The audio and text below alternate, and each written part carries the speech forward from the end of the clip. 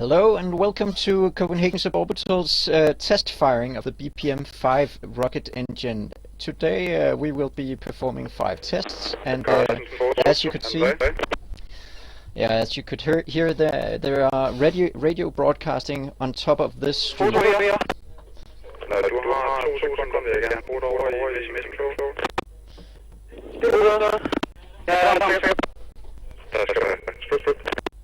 And I will not be talking during those broadcastings because I want you to hear it as well.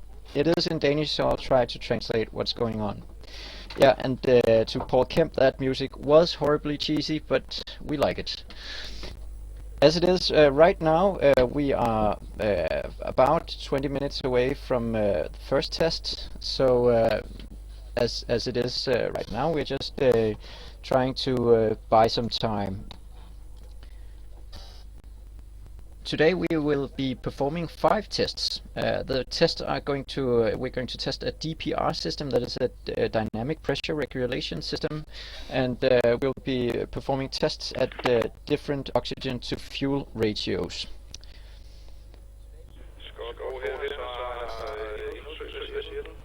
In the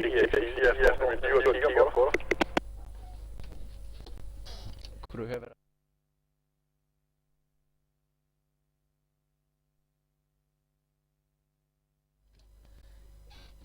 In the picture here you have Jakob, his flight, that is the adult on site today. He's responsible together with Thomas Pedersen for everything performing as it should.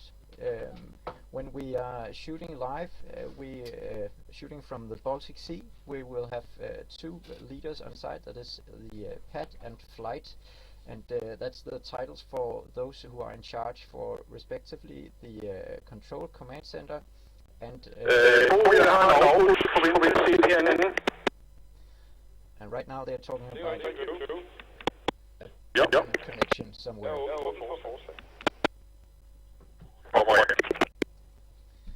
Yes, 19 chickens, 43 something, around 20 minutes until fire. You're very welcome to ask questions in the comment sections or in the chat. I'm actually not sure if the comment section is available. It's in the chat, and I have also already noted some questions. We will go out and have a live interview shortly with Jakob or Thomas, that is the flight of today.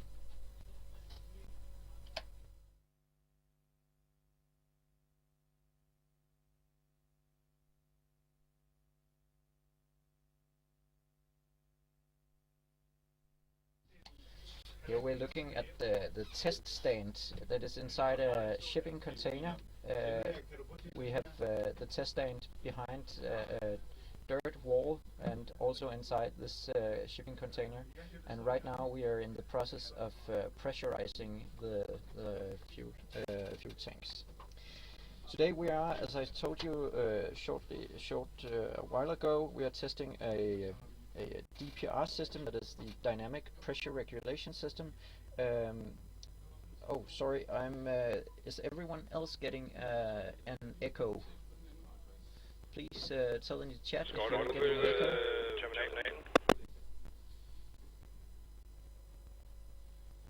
Yes, Lars Bjergård, I will give a brief recap. That's what I'm doing right now, actually.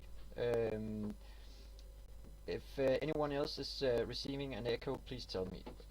Today we'll be performing 5 tests. The first test is a test where the pressure chamber is 15 bar, and we have an oxygen to fuel ratio that is an OF ratio of 1.3. That is, we have 1.3 kilos of oxygen for each kilo of fuel. What we are controlling today is the pressure on the fuel tank and the LOX tank, and that's how the DPR system works. The first test is a short repeat of the last DPR burn that was made last fall. So if we do this burn here today, and we are checking the DPR system and the flow meters here, we can validate some tests from last fall where we didn't have flow meters. The flow meters have been added for this test, and the flow meters are some very new and very expensive equipment. Actually, so expensive that no one wants to talk about how expensive it is. Today we're also having our first guest in the studio. We are sitting in a caravan, by the way, 50 meters away from the rocket behind a dirt wall. Can you talk right now? Well, I can try. Okay, could you state your name and your position today? Yeah, I'm Christian Sørensen. I'm the chairman of Copenhagen Suborbitals, and today my role is to be the leader of the so-called crowd control, which is basically the department that handles perimeter security and takes care of any visitors and takes care of any press that chooses to visit us. Okay, are people invited today? No, today is a bit of an easier job for me because we haven't invited any guests to come. The reason is that it's the first time we test at this area in this setup, and we have taken the test stand and put it inside a shipping container and hid that behind a wall of earth. And we are doing that because the normal test stand that we have been using for 5 years, that area has become unavailable to us. Okay. So we have moved the test stand area. We've had the same area for like 5 or 6 years, and unfortunately, for half a year ago, it got rented to somebody else for a big construction project. So we have had to move. So the setup you have seen for the last many years is no longer with us. Okay. And therefore we have this very intimistic, we came up with it in a hurry, sort of test stand. And it might be the first and the last time we do it this way. One of the downsides is you can't really see what's happening because everything is enclosed in a steel container. What about the audience that are sitting here in the stream? I hope that given that you are sitting at home and you're seeing it by camera, then you will get a view. Actually, you will get the same view that we get.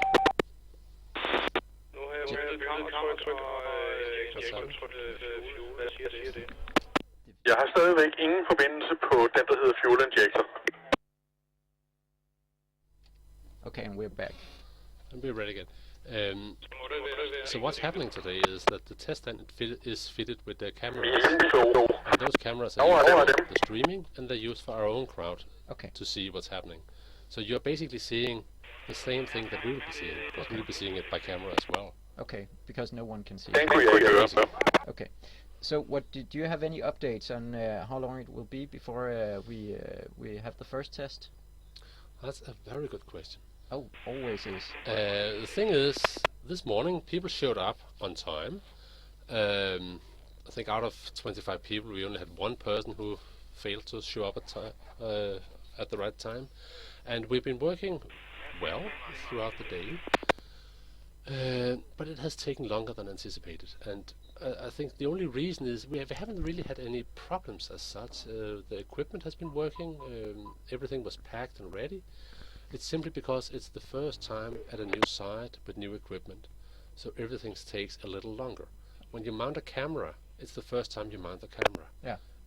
If you when you put out a fire hose, you put it out for the first time, and we have for many years been testing in the same area, building up routine, and we have to do that over today. Okay. So that's the reason. So can you tell us a bit about the first test yesterday? A bit about the first test. Well, we're going to test, and we're going to do a number of tests, and we have 3 engines today to test, and the first one in the test is the so-called Franken engine. And what does that mean? Because I've heard that a couple of times today. It's named after Dr. Frankenstein. It's the first BPM-5 engine. It's because when we got the parts for the first BPM-5 engine, we got them from an external supplier, and for some reason there was a screw up. We love screw ups. So the parts did not fit together, and they didn't fit together in a way that was quite hard to rectify. And it was quite hard to go back to the company and have them fix it, because they had made some tools to create these parts, and they would have to make new tools. Okay. And they were terrifyingly busy, and we had this engine. It had to be ready for tests very soon. So it ended up with one of our mechanical engineers going back to the very basics. He took a hammer and an anvil, and then he started bending the metal until it had the right shape. And that was literally 1.5 days of banging with a hammer on an anvil to bend this engine into shape. And for that reason, it is not entirely round, and it's not entirely within specifications. Okay. But it's close enough, apparently, because we have been testing this engine again and again and again. And it's the engine in the BPM5 series that has seen the most static testing. Okay, so it's unable to break down. Apparently, we had at least one static test where we thought, okay, there's a fair chance that we will find the limit of this engine in this test, and we did not. We might find it today, we don't know. But that engine is not supposed to fly. Yeah. It's built to be an engine for a test stand, which means it takes up more space than what we can allow in a rocket. Given that it's built for a test stand, we just put in pressure sensors and temperature sensors and whatever everywhere we want it. Okay. So if you had to put it in a rocket, it would be too wide and too heavy. Okay. So What kind of measurements do you make on this test motor, the Frankenstein motor? Well, apart from it's very similar to the engines that will eventually fly. The main difference is that they were built within specifications. They didn't have to be hammered, so they are of a better quality. And therefore we tend to do most of the tests on the Franken engine, so that it will take the punishment. Okay. So the engines for flight will be as new as possible when we actually fly them. Okay, and you say Franken engine. That is short for Frankenstein, or It am I- is, Yeah, it okay. is. So it's not to be too internal for the stream crowd here. Franken engine. That's just because people here are lazy and they don't want to say Frankenstein all the time. Yeah, that's Okay. true. Fine. Yeah. Back to what kind of measurements do you make? What kind of sensors are attached to this engine? What do you look for? Well, we have a number of temperature sensors and a number of pressure sensors. What is the temperature sensors for? We measure the temperature of what we try to do. We try to figure out how the cooling system works. Yeah. So we have temperature sensors in the fuel side. Martin her Jakobsgift. Ja, Martin. Martin, har du lige mulighed for at komme ned til tilskuerskift? Hey, sorry, we're just interrupted. Kan du komme til tilskuerskift? Ja, det modtager jeg. Nej. Tak slut. And I'm sorry, I truly can't hear what they are saying, not even in Danish. So that's proper radio talk, I guess. Yeah, we got interrupted by real work. Sorry. No, we have temperature sensors in the fuel side, and we have temperature sensors on the outside of the engine as well, to test how well the cooling is working. Okay. And we have some pressure sensors as well to measure the pressure in the lugs and the fuel side. Okay. Maybe we can talk the audience through what the tests are about today. Today we're doing 5 tests, and we're testing with a DPR, dynamic pressure regulation system. And these 5 tests, we change some parameters. Could you talk us through those? Yes, I can at least go over it in general. Yeah, that's fine. Because we're going to test all 3 engines, the Franken engine and the 2 that will eventually fly. The purpose of the test is to get the ratio between the oxidizer and the fuel just right. Yeah. So we're going to do a series of tests with different ratio between oxidizer and fuel, and then after each test, the data that we collect will be sent to one of our members who has to be sitting at home today because his wife is very, very, very pregnant, and he will be sitting at home doing calculations on the test, and then sending the results back to us, and we will use that for the next test. Okay. So we will actually be seeing the results of the data analysis today. At least in some form. At least in theory. Yeah. If it will be in a form where it can be presented, that's a different matter. Okay, we have a lot of in theory today. Yeah, but we will get a series of tests with a different OF ratio. Okay, and that's the oxidizer to fuel ratio. Yeah. And today we will have some different oxygen to fuel ratios. The first one is at a ratio of 1.3. Could you talk us through what is that the optimal ratio of oxygen to fuel? That is a question I would probably be in a position to answer at the end of the day. Okay, because that's what we're Yeah, testing. because that's what we are trying to figure out. Okay. Of course, you could calculate something, but there's a difference between calculating on the engine you designed and actually testing on the engine you happen to be built. So the performance is not what is theoretical. Yeah, there will always be a difference between the engine you construct and the engine you actually see in metal. Okay, and how alike are the different engines then? Because you said we are testing 3 engines as well here today. I mean, Franken is Franken. The 2 other engines, the 2 flight engines, are very alike. Okay, and that's because they are designed for flight. Yeah, and it's because they came from the same batch. Okay. So we sent the same drawing to the same company and got a batch of materials back. Okay. So they are as close as it's possible to get with this manufacturing method. How are you testing performance? Is that with a load cell? What are we looking at?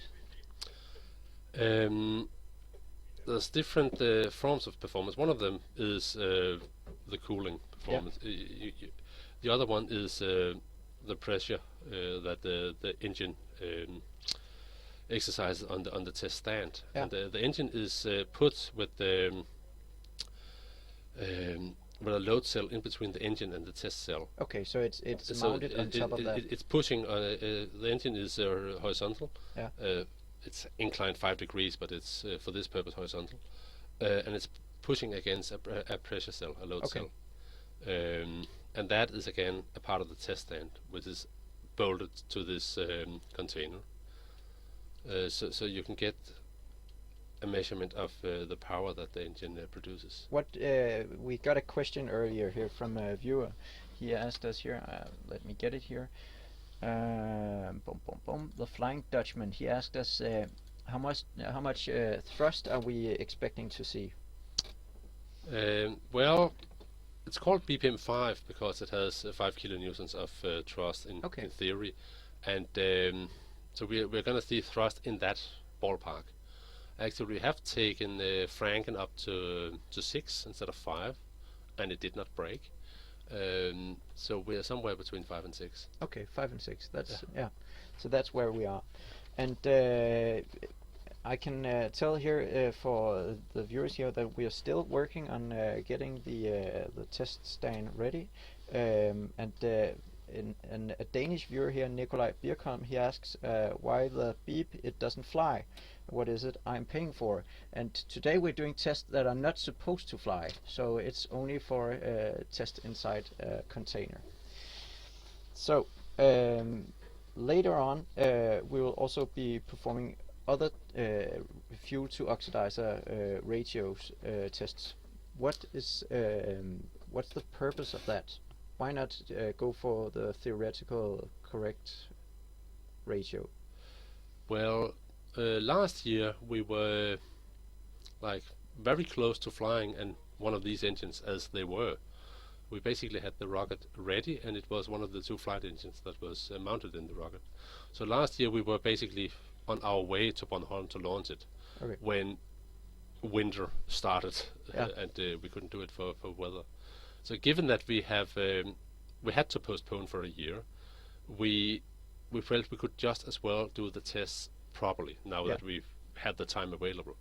So we're simply doing some more tests because we now have the possibility, because we had to postpone the launch to this year. Okay, but the launch later this year, when do you have any time for that as of now? Yes, actually I do. I got that yesterday. That's news to me as well. That's news. Yeah. That's news to most people.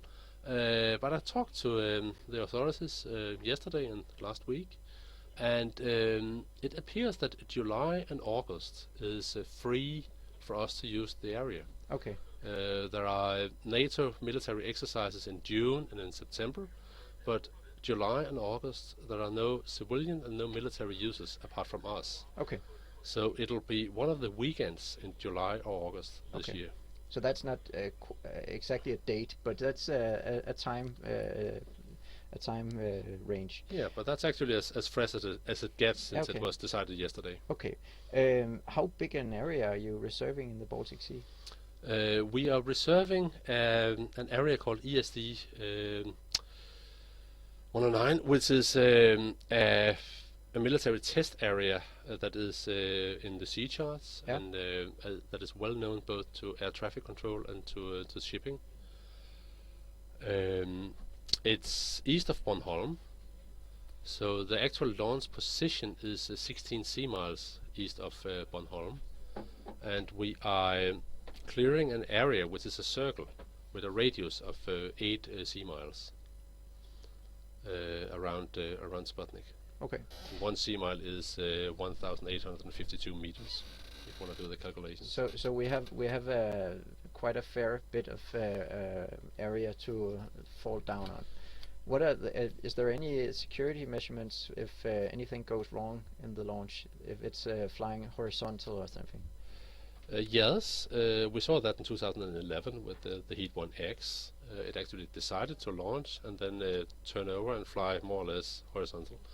And the flight director, Christian von Bengtson, he decided to push the button in on the mission control box and do the separation, deploy the parachute. Okay. And we can basically do the same thing. We can shut down the engine, and we can deploy the drogue and the parachute, and that will end the flight. Okay. So that was with the DPR system, and but the DPR dynamic pressure regulation system, that won't be on the flight this July or August. Why is that? For the first rocket, the Nexø-I, we will use the system we have been using throughout the years. Yeah. Pressure blowdown. And what does that mean? We pump the tanks to a certain pressure. Yeah. On Sputnik, and then we launch the rocket. And as it consumes oxidizer and fuel, the pressure will decrease. Okay, that's because the tanks are pressurized with helium. With helium, yes. Okay, in gaseous form, I guess. Yeah, of course it must be. So basically, you fill up the tank. You don't fill up the tank to the brim. Yeah. You fill it to a certain amount. Then you close it. Then you pump in helium under pressure. And Okay. you use that to get the pressure you want for the start. And then as you consume the fuel or the oxidizer, the bubble of helium will expand, and therefore the pressure will decrease. Okay. So that's the simple way of doing it. It has worked fine for all throughout the years. Okay, but what do you expect to gain with the new DPR system when it's attached to the future Nexø rockets? Yeah, the Nexø-II rocket that we hope to launch in autumn, Yeah. that will be fitted with the DPR system, and we are testing it today.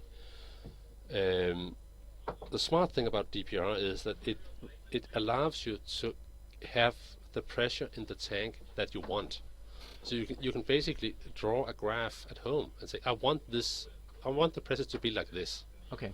and then you can get sort of that.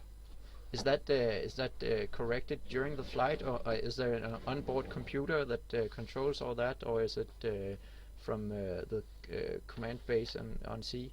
It's done automatically once the rocket leaves Sputnik.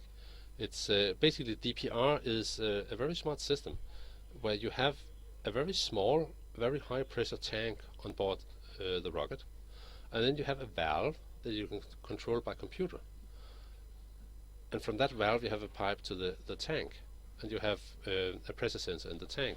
So basically a little computer will say, okay, I'm now 2.3 seconds into the burn. I should see N bars. I'm seeing N minus 1.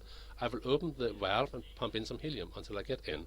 Okay, so Then so close the that's valve. it's constantly checking if Yeah. it's what the plant pressure should be, and Exactly. if it's not, then it will let in some more. If it's too if Yeah, smaller pressure, but if it's too high, I guess it just waits, or yeah, I suppose so. yeah. Or it could vent. There's actually a vent valve that can open as well, so it can let off a little pressure if it wants to. Okay, and that system is not ready yet for the Nexø one. How big is the pressure on this? There must be some kind of reservoir within this DPR system. Oh, Where, for the DPR system, yeah. it's a given that it's like 200 or 300 bars. It's Yeah. a very small tank. Yeah. The normal tanks are like 22 bars. Yeah. The tanks with the locks and the. Okay, so very small tank with a very high pressure, Yeah. 200 bars. And actually, we have wanted this system for years. Yeah. And the problem has been, there are actually two problems. One is finding a valve that can actually do the job. Yeah. Is Is that a problem? Why is that a problem? It's a problem because we are pumping liquid oxygen. Yeah. And when you're pumping liquid oxygen, everything is a problem. it's a cryogenic fuel, and it's very aggressive. You need to be able to clean this valve to the total perfection, because the smallest spot of dust or a little metal particle or a oil drop could actually light on fire in a 100% oxygen atmosphere. Okay, and And then, it will not the- just burn away, or is that? Yeah, the rocket will probably start burning. The metal in the pipework will start burning. Okay, nice. So Yeah. everything to do with LARCs, you have to clean it to a level of perfection you wouldn't imagine. Okay, so so that's it- why earlier I saw Christian Ravn, one of the members of Copenhagen Suborbitals. He was cleaning a temperature sensor for the LOX tank, Yes. and that was just huge wire work. And he said I was pointing at it, and he almost fainted Yeah. because he didn't want me to touch it. Exactly. Yeah. Everything that comes in contact with LARCs gets cleaned to a level you wouldn't imagine.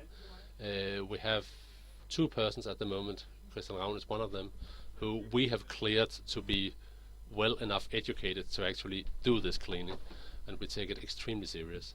So everything is taken apart and cleaned, and it's a problem, especially with valves, because Yeah. valves contain little balls with little cavities, etc. Often they're lubricated. Yeah, with some oil. And if you remove the lubricant, they will get stuck and you can't use them. It's very, very hard to find valves that can do the job in a liquid oxygen atmosphere. So how does this valve work? Uh, Okay, that's too technical, I can see that. it's a good story, but maybe it's for another time. But finally, after looking for several years, we found a valve that's capable of doing the job. And that's basically what has held us back with the DPR. Okay, you said that it was very helpful to be able to plan the pressure during the flight Yeah. of the Nexø-I, I guess it was. Yeah. But you never told us why it was a clever thing to be able to. Why is it that is helpful to be able to control the pressure during flight? Well, basically, for two reasons. The higher the pressure, the more thrust. Yeah. So if with the pressure blowdown, where you don't have DPR, if the pressure gets too low at a certain altitude compared to what you would want to, you can't do anything. Okay. It'll just fly slower, and you will get to a lower altitude, and game over. Okay. So you get more performance, basically. Okay. And yeah, so at the lower altitude, you would want to have a lower performance, a lower pressure on the rocket. You could actually want that as well. Eventually, we will fly with a human. Yeah. And when you fly with a human, there's a limit as to the acceleration you can subject the humans to. Yeah. So you want a fairly low start acceleration. I think we have actually a graph of a Soyuz launch profile, the G force. Can we bring that up here? Nope. No. Well, it's not available. Yeah. But you can talk us through how this graph looks. Yeah, but basically, if we're just launching a rocket with some electronics, or if we were the military and we were launching a missile with a bomb, the easier thing would be to have a tremendous start acceleration and just have it spin like a rifle bullet. Yeah. Because that would stabilize it. Yeah. if we launch a human with a tremendous start acceleration and with a spin like a rifle bullet, he will end. He will cease to be a human very fast. Okay, so astronauts slurry. That wouldn't work. Okay. So we have to have a fairly slow acceleration, and we have to do something to avoid spinning. Okay. I've actually learned some of these things from playing this computer game, Kerbal Space Program. Yeah, that's a wonderful one. Yeah, that is wonderful. So what are we looking at for what is the planned G load for the astronaut when we come to that? We would prefer to keep it below 4. Below 4 Gs. Somewhere in the ballpark of neighborhood of 4. Okay. That And the Soyuz, that's just under 4.5, right? Something like that. Yeah. Yes. Okay. So that's. But that's it's too simplified to just have a number, because you will have it in all 3 axes. Yeah. And if you get the doctor in here sometime, he can tell you what axes That's are more. Niels Follier. Yeah, he's not here today, but he can tell you a lot about that. Some of the axes the human will be much more capable of handling than others. Okay, I think he's on the chat actually, Yeah. but yeah, he is. I can see that he You just chatted about the ratio of ethanol to liquid oxygen earlier in the chat. You could also get the vibrations, Yeah. and you can get, instead of getting 4Gs, you can get an oscillating thrust as well. That would be a problem for the astronaut as well. So yeah, but actually, someone named Jeremy Hall, a user out there, he asked us if do you guys use sensors to see any oscillation that could lead to combustion instability? Is that a question you can maybe just forget about the combustion instability, but how do we, which sensors do you use to detect oscillation? We don't have a sensor that senses oscillation as such. Okay. You would do it, you would sense oscillation by looking at the sensors that measure thrust and measure pressure. So if there's noise on that's not noise, but Yes, you would see it as a result of the graph of the temperature at the is sensor. that analyzed during the flight or is that just afterwards? That will be afterwards. Okay. You can't really do anything. Okay, because then you would have to do live data analysis in that way. Okay. We have also a question here from a user called Localization. Why do you guys use jet vanes and not engine gimbaling? Well, there are more than one. What he's asking is how do we control the rocket once it's flying? At least we can say that's what he said. And we have to have some way of controlling it. Yeah. And what we have chosen to do, and what we have flown with before, are what's called jet vanes, which is a little rudder-like things that are sitting in the jet exhaust, Yeah. deflating the exhaust, controlled by a computer that is gets its input from an accelerometer. Yeah. And that's one very classic way of doing it. Yeah. Many rockets are flying with this system. So it's a proven system that it works.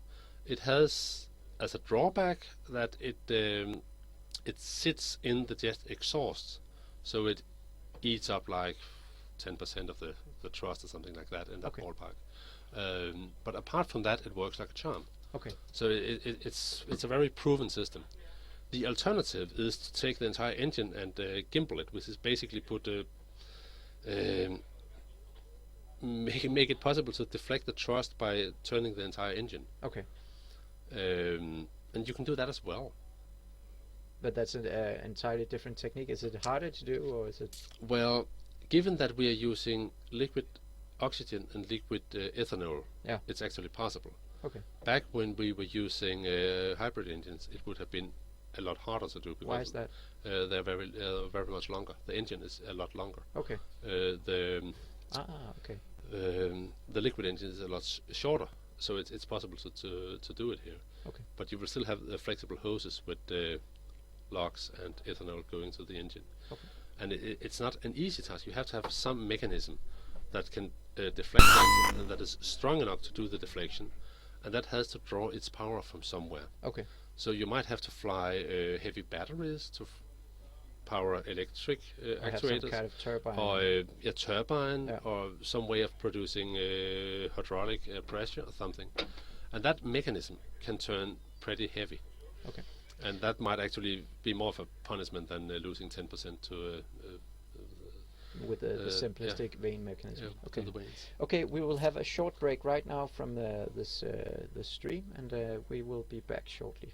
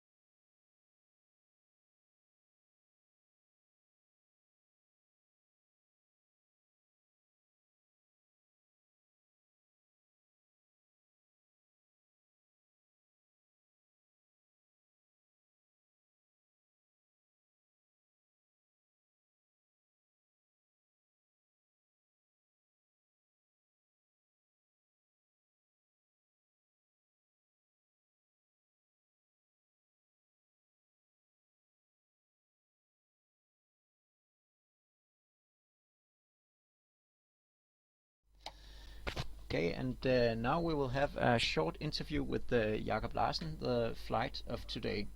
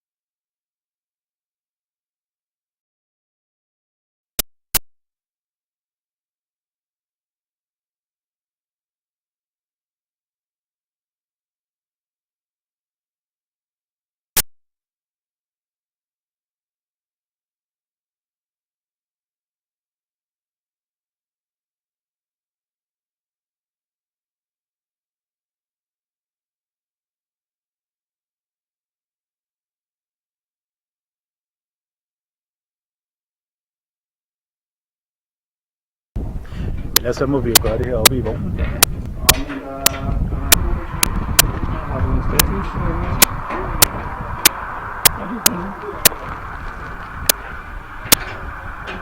Hello everyone, and welcome to today's static engine test. We are in a completely new environment today. Our old test stand is taken down, and we have a new test stand here right behind us. It's a transportable solution, so it's a 20-foot container, and the test stand is in there right now, and we're just doing the final preparations to start today's test. We're behind schedule, and it's simply because this is an entirely new environment. We had to rearrange a lot of equipment, and we also had to do some improvisation here and there. So it just takes longer time, and that's why we're behind schedule. Today we're going to investigate the fuel oxidizer ratio. In the rocket engine, having a correct ratio between oxidizer, in our case liquid oxygen, and our fuel, ethanol, is very, very important, because getting the right OF ratio, as we call it, means that we will get the most performance out of any quantity of fuel. We have a nominal oxidizer fuel ratio on the BPM-5 engine of 1.3 to 1. So we'll be running slightly oxidizer rich. We have previously had some trouble with determining our OF ratio correctly. We relied on our two tanks hanging from load cells. In theory, we should be able to measure the weight of the tanks both when we were filling them and as they emptied during the burn. Problem is the vibrations of the test stand and the engine itself introduced so much noise on those load cells that even filtering the signals, we're still not completely certain that we got the right OF ratio. So instead of trying to improve that system once more, we simply got hold of a proper set of flow sensors. Now these flow sensors are turbine flow meters, which means that a small turbine will be spinning inside the supply tube to the engine. It's a small sensor which basically counts the number of revolutions of this turbine wheel. So a certain number of revolutions corresponds to a very specific volume passing by. So this will be the first time today that we'll be testing these sensors, and we are expecting to get very high quality data on our fuel and oxidizer flow.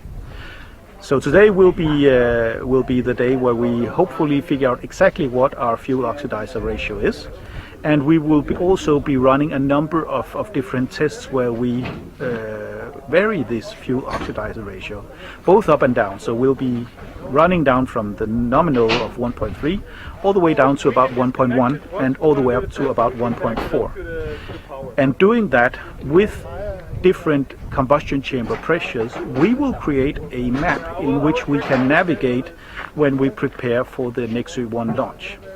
The tanks are different on Nexø-I, but the principle is the same. We will use this data to get the most optimum OF ratio we can for as long as possible during the Nexø-I burn. Now this would simply just give us the highest possible altitude, but getting this OF ratio right is not something to be underestimated. We need to get it right. So this is what we will be doing today, and we will hopefully be able to conduct about 6 burns. They will be fairly short ones, all of them, about 4 to 5 seconds in main stage, but we will be using full DPR on all 6 burns. Now the DPR system, the dynamic pressure regulation system, will keep the pressure up in the tanks during our run. When we use pressure blowdown, we have a gas bubble above the propellants, and once we start tapping propellants out from the bottom of the tanks, this gas bubble will expand and the pressure will drop. So on pressure blowdown, the engine performance starts dropping immediately after we open the main valves. When we use the DPR system, we add additional gas to the gas bubble, keeping the pressure in the gas bubble, hence the propellants, constant. So in this way, the engine will be operating at a very specific operating point, and we'll be gathering data for about 4 or 5 seconds in this operating point. Then we hope to get around 5 different operating points where we will be using the old Franken 5 engine. It was actually previously in the museum, but we decided to recall it to active duty. It's a very reliable engine. It's the very first BPM-5 engine we ever put together. It's also the BPM-5 engine with the longest number of running seconds so far. So we simply just decided, okay, we'll pull it out of the museum, and then we'll just simply do our testing with that engine. Even though we're using the Franken 5 engine, the results we get from the Franken 5 engine are very much useful on the flight engines of Nexø-I and Nexø-II, and the very last burn we're attempting to do will be with the Nexø-I flight engine. but we'll try and spare the flight engines as much as possible, and if we can just get the results we need out of the Franken 5 engine, well, that's just the simplest, easiest and safest way to get our results. We have also been hit by a few problems during our startup. The most significant one, a pressure sensor on the fuel injector pressure system, which was sporadically defect. From what I just heard, it seems the problem has been resolved now, and we have reliable measurements. So within a very short time we will be expecting to start our range of today's burns. I will hopefully be able to keep you updated.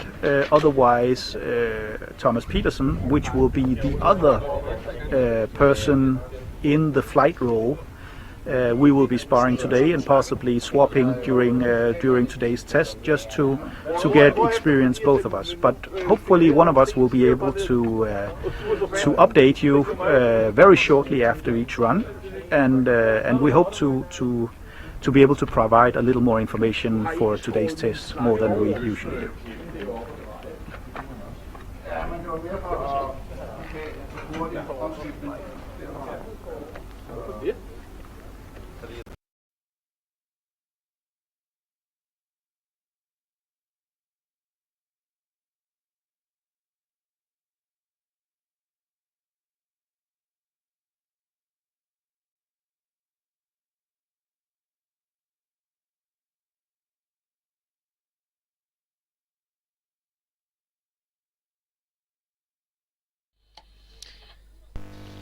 So we're back in the studio, and still no news on when the first test will commence. Right now we're looking at some guys fooling around, but the others inside the container are working hard to get this to work for us. The propellant, I can tell where we're at it, is a combination of liquid oxygen and fuel, which is alcohol. Basically it's 75% ethanol mixed with 25% water. So as I stated earlier, you're very welcome to put in some questions in the chat, and then we'll collect them and get some experts to answer them for you. So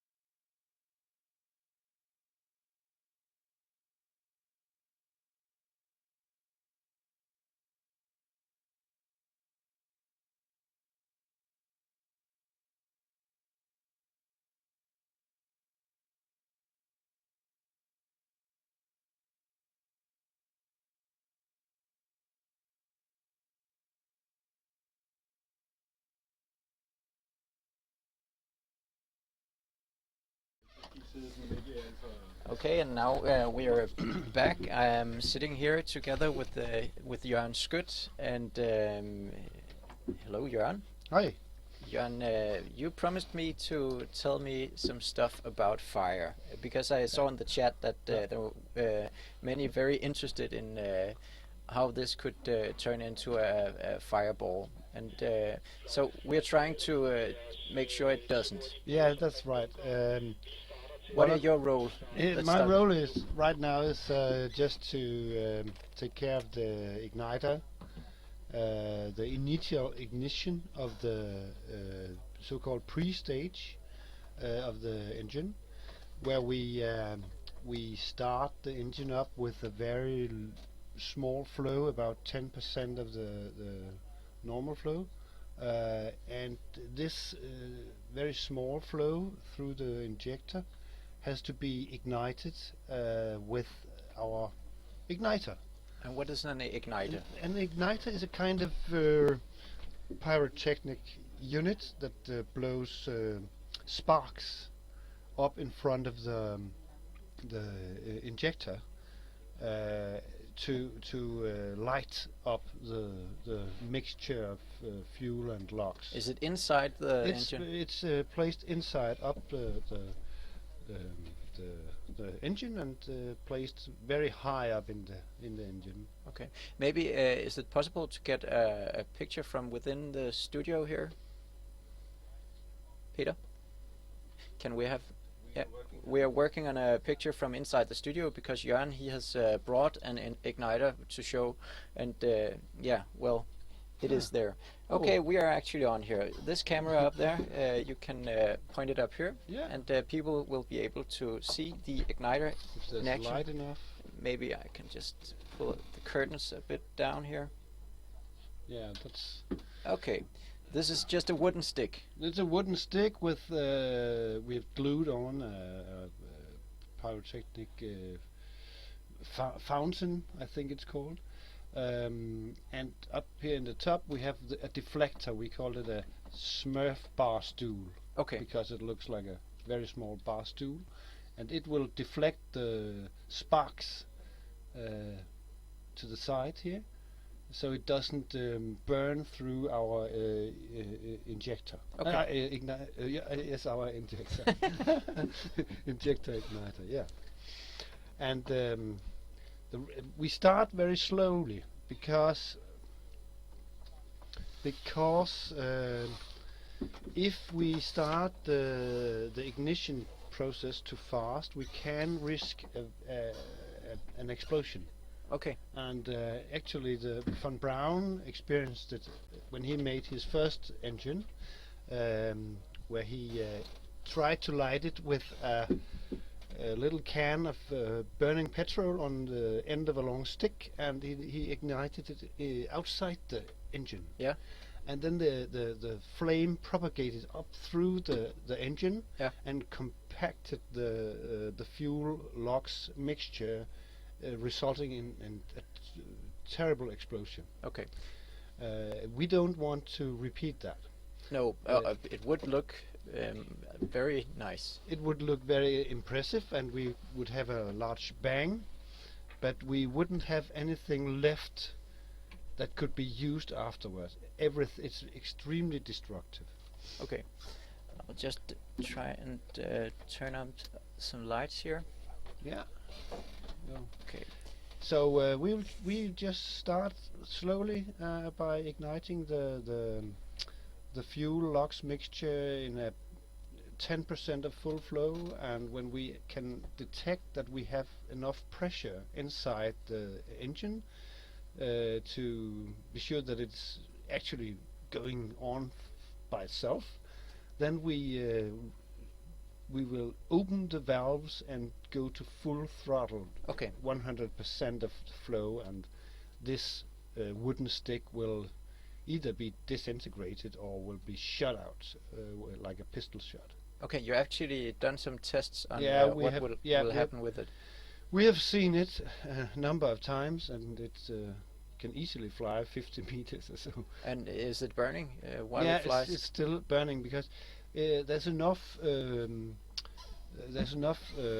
powder inside here for it to burn for quite a long time, 10 seconds I think, and we don't need more than 3 or 4 seconds for it to burn. So Okay. yeah. So, hey, wow, light. Oh, we have light. So this is what can go wrong with your line of work?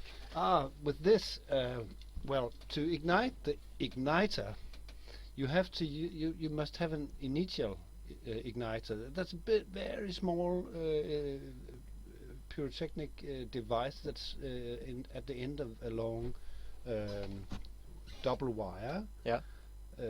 We put some current here to this the two ends, and then this very small device will ignite and turn on the powder inside this fountain. And we have experienced that this didn't work. It didn't ignite. What happens then? Nothing. So then it just Absolutely pumps out nothing. fuel. Yeah, we just pump out fuel at a very low rate, and we will never go to main stage because there is no ignition. Okay. Can you then interchange the igniter? Yes, then I will just interchange this with another one we have prepared, and then we'll try again. We'll start up again. And from where do you turn this on? Is that? Oh, it's turned on from mission control. Okay, so it's not you. No, I will not do that. Okay. I will prepare it, and we have we connect it, but we do not.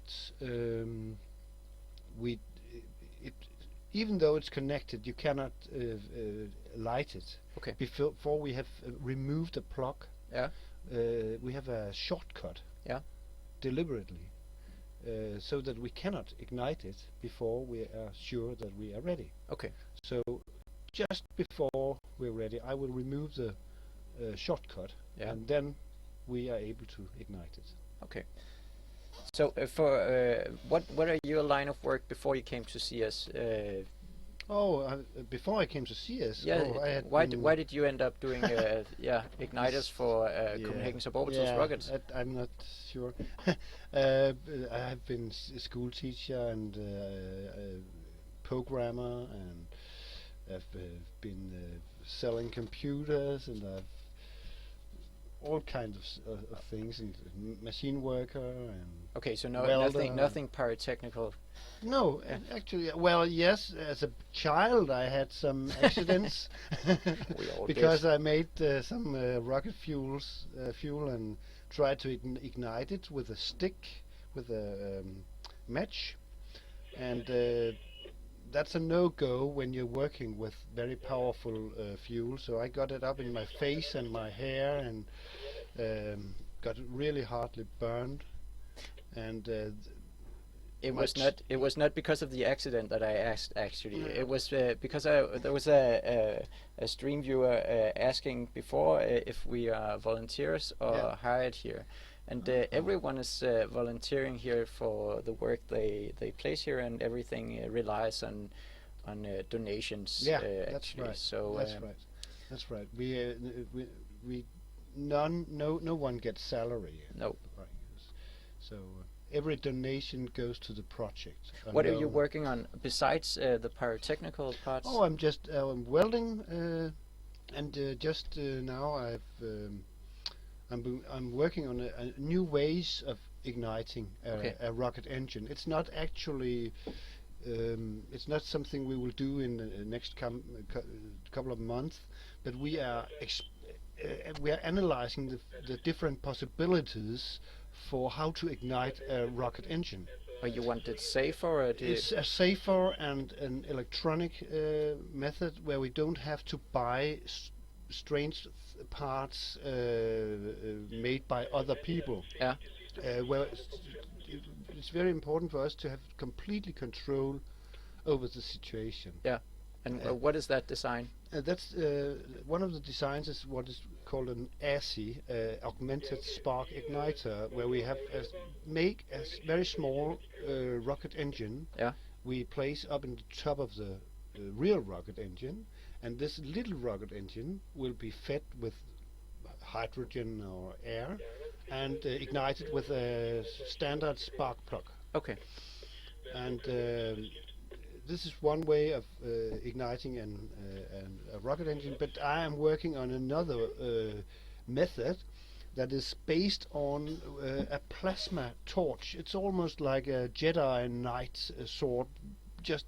It's just Lightsaber. only, yeah, a lightsaber. It's only 10 to 15 centimeter long, but Well, it's kind of it's better than nothing. yeah, better than nothing. Yeah, it's a good start, and this will be.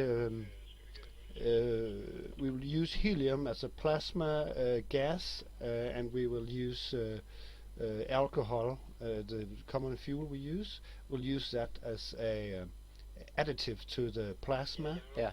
And it will create a very powerful, very hot flame inside the engine. Maybe we can ignite a larger rocket engine with Okay. this. Will it be thing. problematic to ignite larger rocket engines with Yes, this? this is absolutely not enough to ignite the big BPM 100. We expect to need a kind of igniter that is as powerful as the BPM 5 motor Yeah. we are testing right now. Okay. Just to ignite the big. Just to ignite it. just Okay. to ignite it, yes. So when you see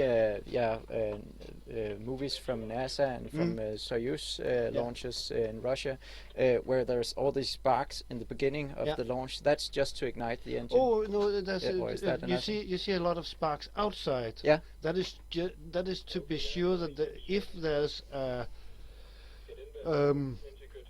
there's coming some gases Yeah. that are burnable, Yeah. they have to be ignited at once. Okay, so It has nothing to do with the actual ignition. Okay. But the Russians are using this system as the old-fashioned system to ignite the big Soyuz so they rockets. have these They placed ha- up they have- inside the rocket. Well, they are bigger and they are two, and they have a wooden stick inside the 32 engines. I love Russian Yeah. engineering. It's And- just so. And they have a little melting device up here, a little metal thread that Yeah. they can measure whether there is a small current through it. If it doesn't work, then the igniter has ignited. Yeah. Okay. So so they have 32 of these, and I think it was February, March this year. They had one of these igniters that didn't that didn't ignite, Okay. and then they stopped it and just changed the igniters and started up the next day. Wow. Yeah, but so it's very easy to understand. It works. But if you have a bigger engine, you have to have a bigger igniter. Did you remember how far back the Russians started using the first Soyuz? Oh no! Maybe someone in the chat knows. Maybe someone. in the Probably chat, someone in the chat They have knows. always used this Yeah. wooden stick, and Yeah, so it's wonderful. it can't be that bad. No, it can't. So, what's the worst possible outcome for if your work fails today? The worst. That's the best question to Yeah, get asked well, when if- we're actually firing today. Why are you always looking for the worst possible? Because people case? want to know. The worst thing that could ever happen is that the software guys can't handle the situation. So, like if we start the main stage without an ignition, Okay, then we have this problem with we have a fire inside the engine, and an and the explosion fire inside. will be blown out of the engine, Okay, and it will burn, still burn, but it will burn outside the nozzle. okay. So the result is Sooner or later, the heat will build up, and it is possible for the flame to overcome the flow of fuel and oxidizer this blowing out, and then this flame will propagate very, very fast up through the engine and Yeah. compress the total amount of fuel and oxidizer inside the chamber, and it will ignite at once all of it. And the mixed propellant, that's about 2.7 kilos of Yeah. mixed propellant and oxidizer coming out from the nozzle. So Exactly. you can expect then you can pretty just much fire. if you and if well, let's say there's 1 kilogram of logs and fuel in the chamber at the time the flame will propagate up. Then you can multiply that with 5 or 10 to have the amount of TNT or dynamite. It will represent this explosion. Okay. So It's pretty important that we're behind a big dirt wall here. yeah, and yeah, you are behind a big dirt wall, and sitting in a caravan. The engine is inside the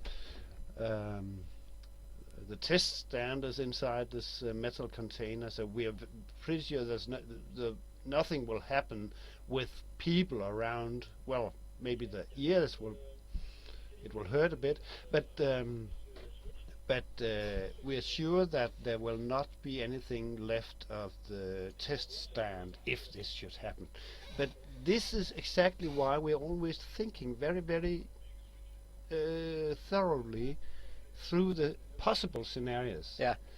To make sure that, the Murphy's Law, it says, people think it says that everything that can go bad will go bad. It's not right. It's actually anything that can happen will happen at some time. And we're trying to control that we are the one who have control over what will happen.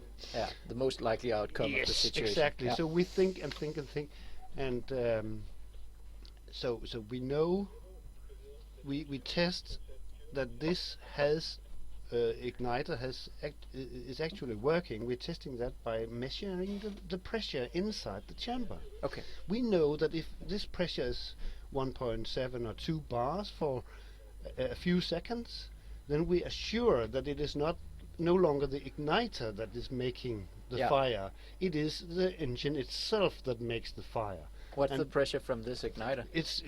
I'm Is it not sure you measurable? can measure it. Okay. Because it's just the sparks that's flowing around. Probably you could measure it with Maybe the heating of the gas inside it. yeah, maybe exactly. But when we can measure that we have this pressure inside the chamber, then we know that is self-sustained, and we can open up the valves and go to full throttle. Okay. Okay. So thank you for coming, Jan. That was very nice to learn some new things about pyrotechnics and how we do rockets in Copenhagen Suborbitals. Yeah. Later, we will hopefully shortly be back with news about when we will actually do the first test.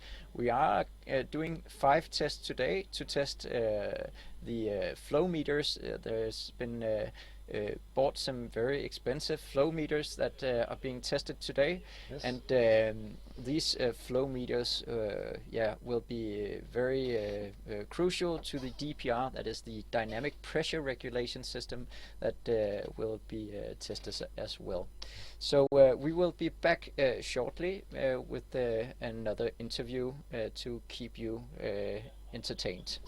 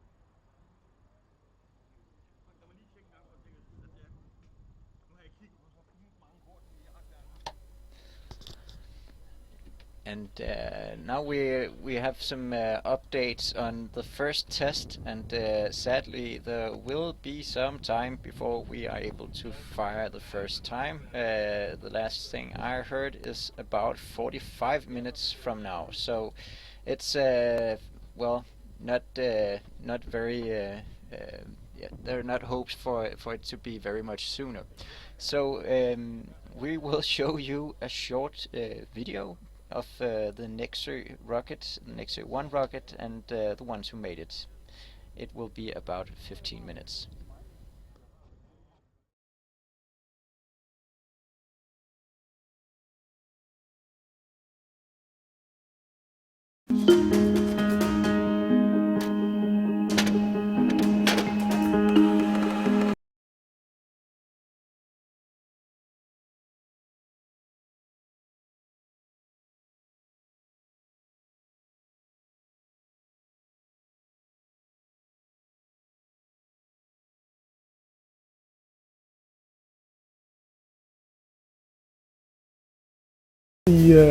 The Nexø-I rocket at its current state of development, and it is the first liquid-fueled biprop rocket of Copenhagen Suborbitals, and only the second one ever attempted in Denmark.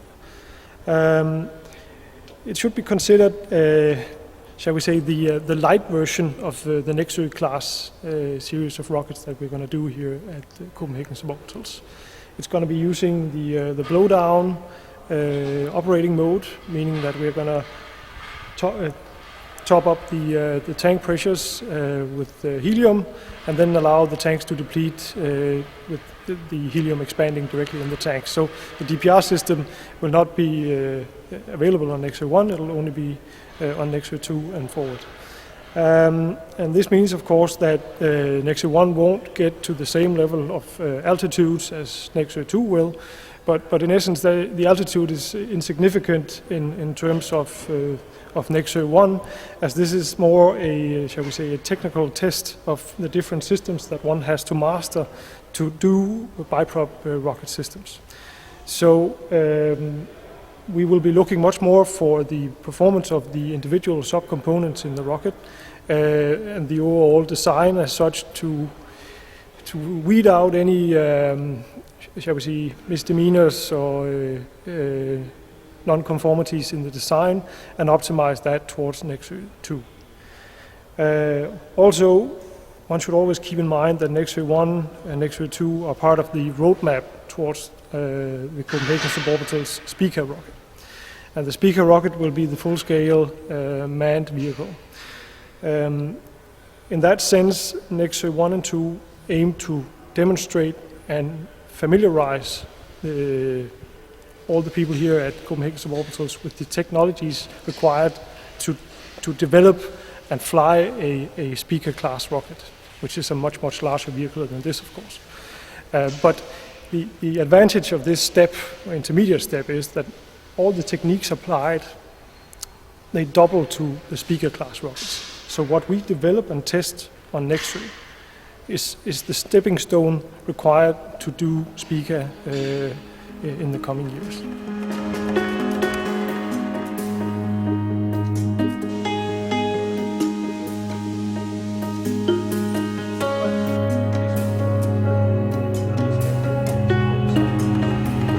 Now, compared to its predecessor Sapphire, Nexø-I is about the same length. It is 30 centimeter diameter, where Sapphire was 22. It is slightly heavier. It is not a much bigger rocket. We also don't expect it to fly faster or higher. So the change is all under the hood. Importantly, Nexø-I flies our first bi-liquid engine. And we're switching to bi-liquid, though this is a major technology step, because bi-liquid has shown to be more scalable. So if we can make bi-liquid work and fly in this size, we have a design that can be scaled to a bigger rocket, whereas the hybrid motors are notoriously difficult to scale to bigger size.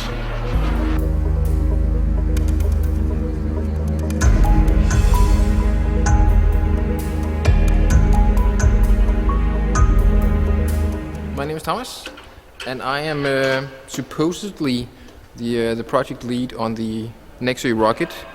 Now, fortunately, the crew working on the Nexø-I Rocket they are so self-propelled that my job has been very, very easy. So my major contributions has more or less been calculations and the initial overall design, and then purchasing stuff for the Nexø-I Rocket. I'm not myself a metal worker, so I've not been working on it myself. And fortunately, the crew is very dedicated and working very hard on it.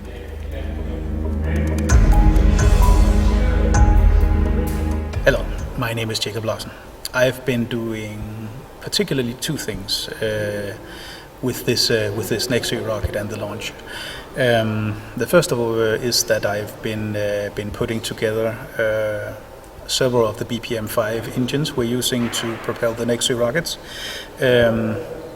trying to learn how to best build them and how to improve the building as I went from one prototype to another. The second thing is that I'm a co-designer on the Nexø-I Rocket, the mechanical airframe from the avionics section and all the way down to the exhaust nozzle. What I'm particularly fond of already is this entirely new design procedure we've been using for the Nexø-I rockets, which is basically a modular, compartmentalized set of sections which you can bolt together and pull apart as you wish.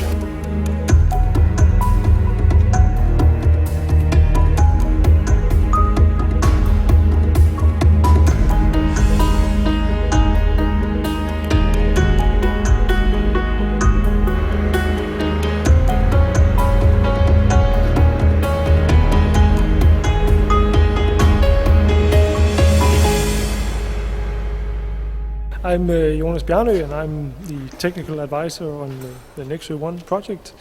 And I've had the pleasure of doing the initial dimensioning and trajectory and performance calculations for the Nexø-I Rocket.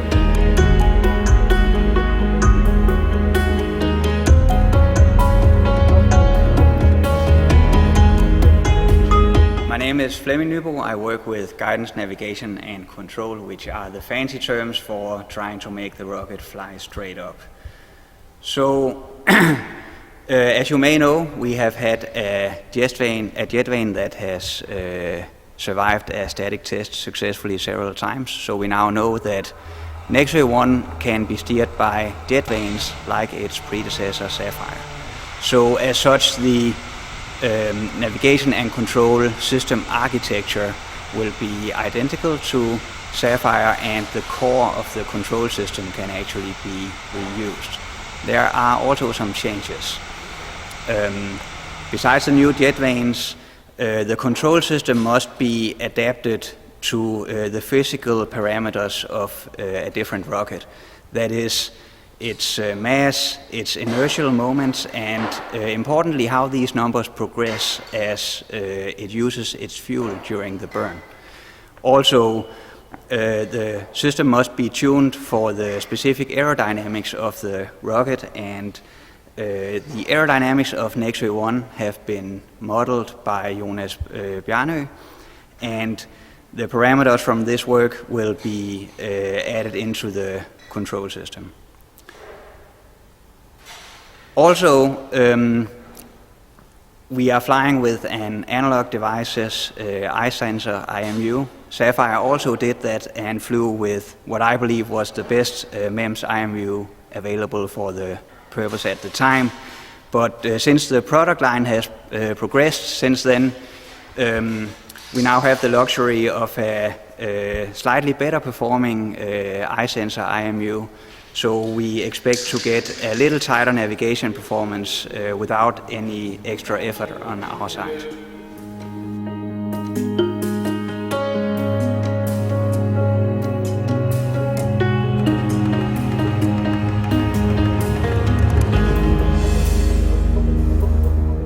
My name is Jesper, and I made this avionics section for the rocket, Nexø-I Rocket.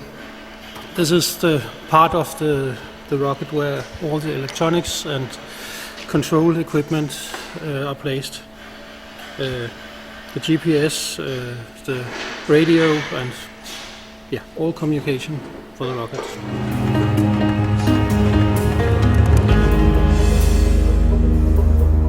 Hello, my name is Christian, and I'm the chairman of Copenhagen Suborbitals. For the Nexø project, I have mostly been a coordinator. I've been leading our weekly meetings, and my main contribution is to make everybody work together, figure out who is in need of extra help or extra resources, and have a look at the economy, making sure that the money will be well spent and that we will be spending the last kroner at the last day of the project.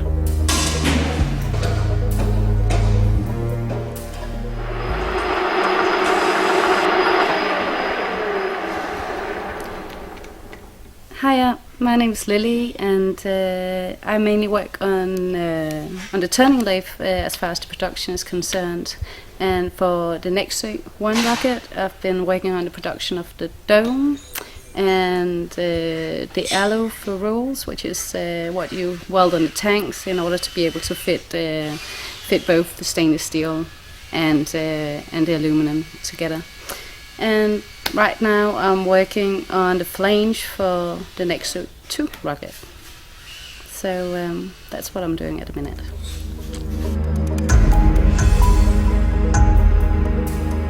My name is Martin, and I have been designing a small contraption that links the electrical motor that controls the valve with the valves, the main valves for either LOX or fuel.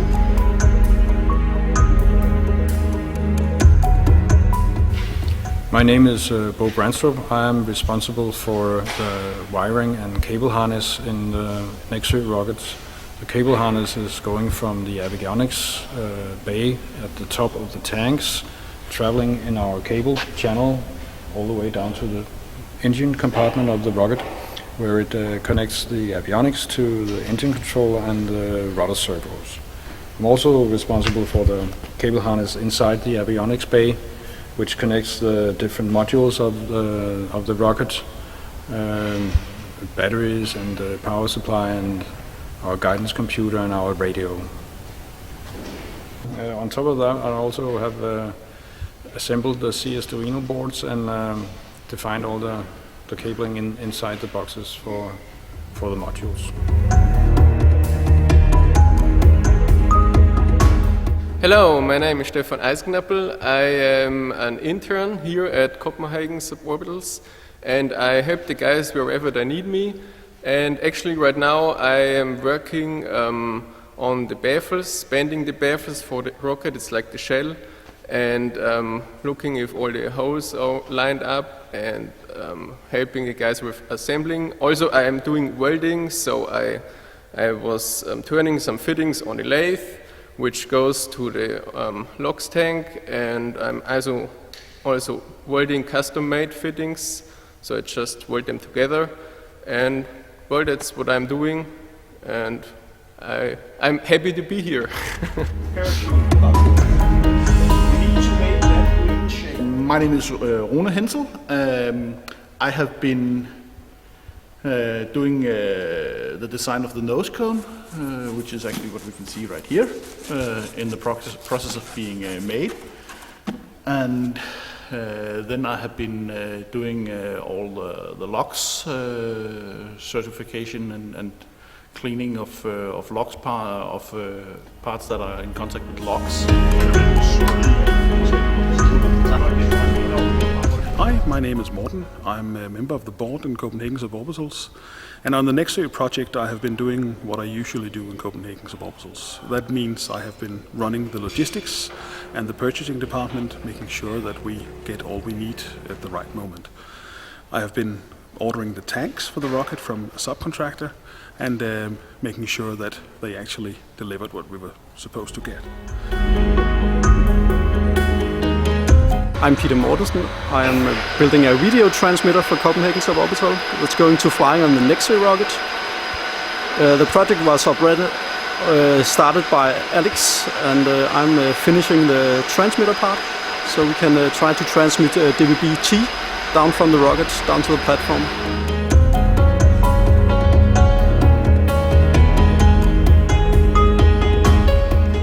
My name is Peter Meinke. I have made the most of the welding in the Nexø-I Rocket, the pipelines.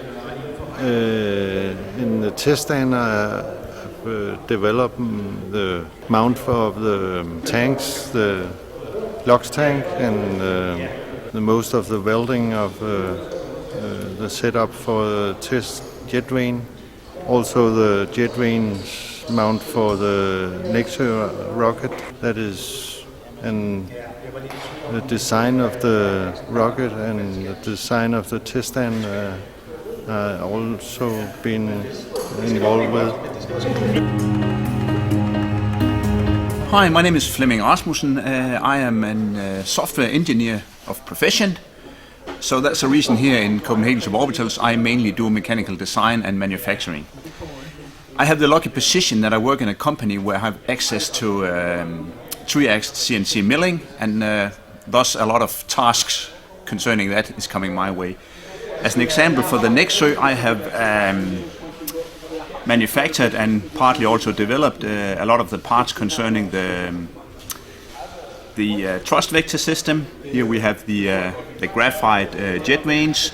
Here we have the vane bearings, which I've all milled out, and together they form this beautiful piece of equipment that hopefully will point the Nexø rocket towards the skies. Unfortunately, on this project, I have not had too much time because my other job takes up a lot. So basically that's what I've been doing. But hopefully, I'll be back for this bigger with more inputs. My name is Peter Scott. I'm involved with a number of different parts of the rocket. First, I've written the software for the engine controller that we use to control the engine and all the sensors and servos around it. Secondly, I've designed the telemetry radio system, which we use for getting telemetry from the rocket and down to Earth, and then also getting commands from Earth up to the rocket while it's flying. Third, I'm involved in the data transmission system for our video live stream system, that is getting the video data from the ships and all the way back to shore and onto our mixing system. And last, I'm involved in doing maintenance on Vostok, our command ship. Well, welcome to the OB1 here at Copenhagen Suborbitals. This is where we are actually mixing the live stream. My name is Peter Marsk Møller, and I have been helping creating this system we have here. We have a couple of screens. We have a mosaic screen that we usually also send out into the live stream, and we have a premix and a post-mix. The premix and the mosaic is taking place, being mixed in the Baltic Sea, and we control it here from Copenhagen. The post-mix, where we add text and commentator audio, we mix here in Copenhagen, and then we send it to YouTube Live. We have created a little system where we can control the mixers in the Baltic Sea, in the middle of the Baltic Sea, and we control both the audio and video. And that's about it. Usually we are a couple of people sitting here. We have 1 or 2 commentators, and then we have one taking care of all the technical streams. That's about it. I hope you enjoy our streams.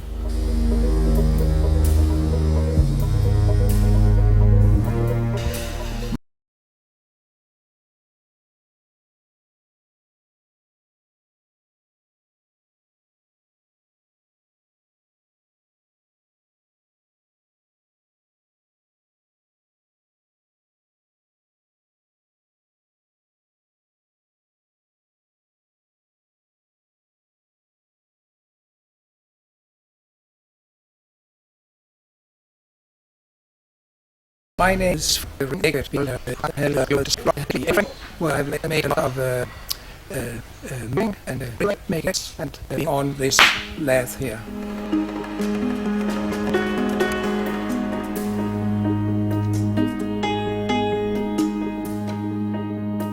The Nexø design is the first rocket design of the history of Copenhagen Suborbitals that has been drawn in detail before building commenced.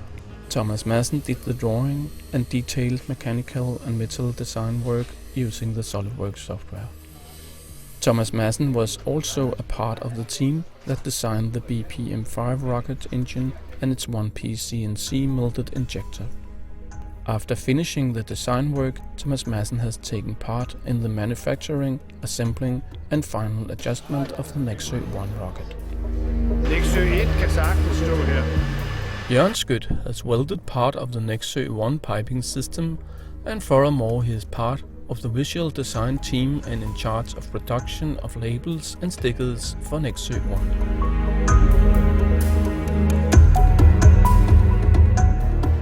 Christian Ravn did part of the Nexø-I rocket design, especially calculations. He also performed reviews on the other parts of the design. Christian Ravn designed and manufactured the burst disc system that serves as a secondary safety mechanism guarding against tank rupture due to unintended overpressure. When you look at Nexø-I, you see a lot of threads and a lot of screws, but not so much welding. And the purpose of this is that the engine, the rocket, is easier to assemble. Things can be bolted on and taken back off and fitted back on again during the process. And this is also more serviceable should something happen to the rocket that needs to be repaired. We have also had a different design process this time. Everything has been drawn in CAD beforehand, so we have known up front how we would fit all connectors and pipes and wires so that nothing got in each other's way. And as such, this has been a good structured process, and also a process where it was easier to involve many people in a team effort because everything was planned ahead.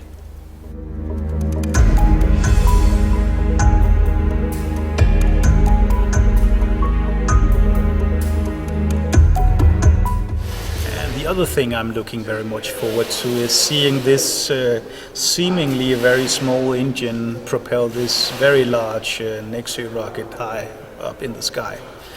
It looks, the engine looks small in the airframe when you're looking at it, but it's still good for more than half a ton of thrust. So it will definitely get off the rail. I'm just waiting to see how high.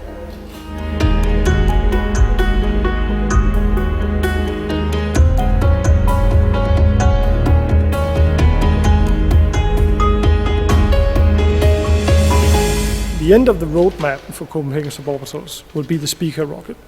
And the Speaker rocket is our manned launch vehicle designed to carry a passenger vehicle of approximately 300 kilograms to an altitude of 100 kilometers or slightly above, so as to reach the common line and bring back the passenger alive. It's a substantial rocket from an amateur perspective, and the technologies required to do that are those that we aim to demonstrate with the Nexø rocket series. And this is actually why we do the Nexø rockets as a stepping stone towards realizing Speaker.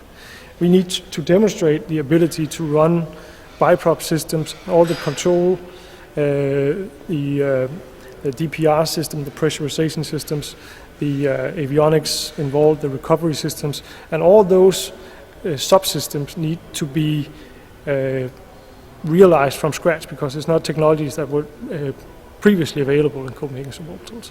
And the Nexø rocket series will allow us to do that. The Nexø-I rocket will be the first step down that path and will allow us to evaluate a biprop rocket system and in particular the startup sequences of the engine at sea, the operations associated with tanking and detanking and working with biprop systems in the rough environment that a sea launch does involve. And it'll allow us to work for the first time also with composite structures and more lightweight designs than we have previously worked with in Copenhagen Suborbitals. So the Nexø series should be considered a vital stepping stone towards the future of Copenhagen Suborbitals, the Speaker rocket series.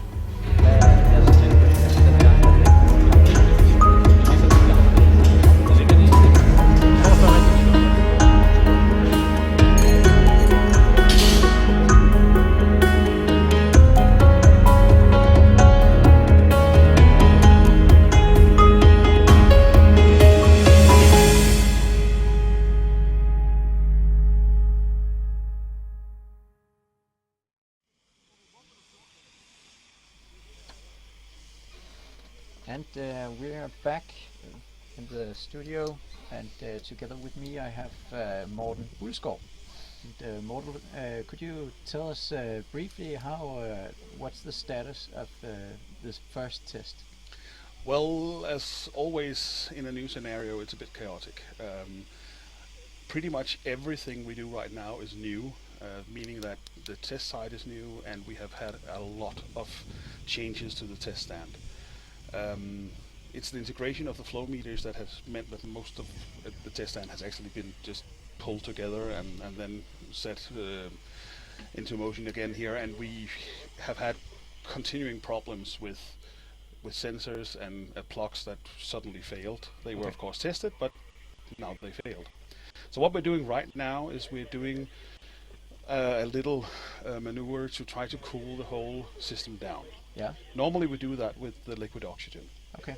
And the problem is that during the burn, or is that?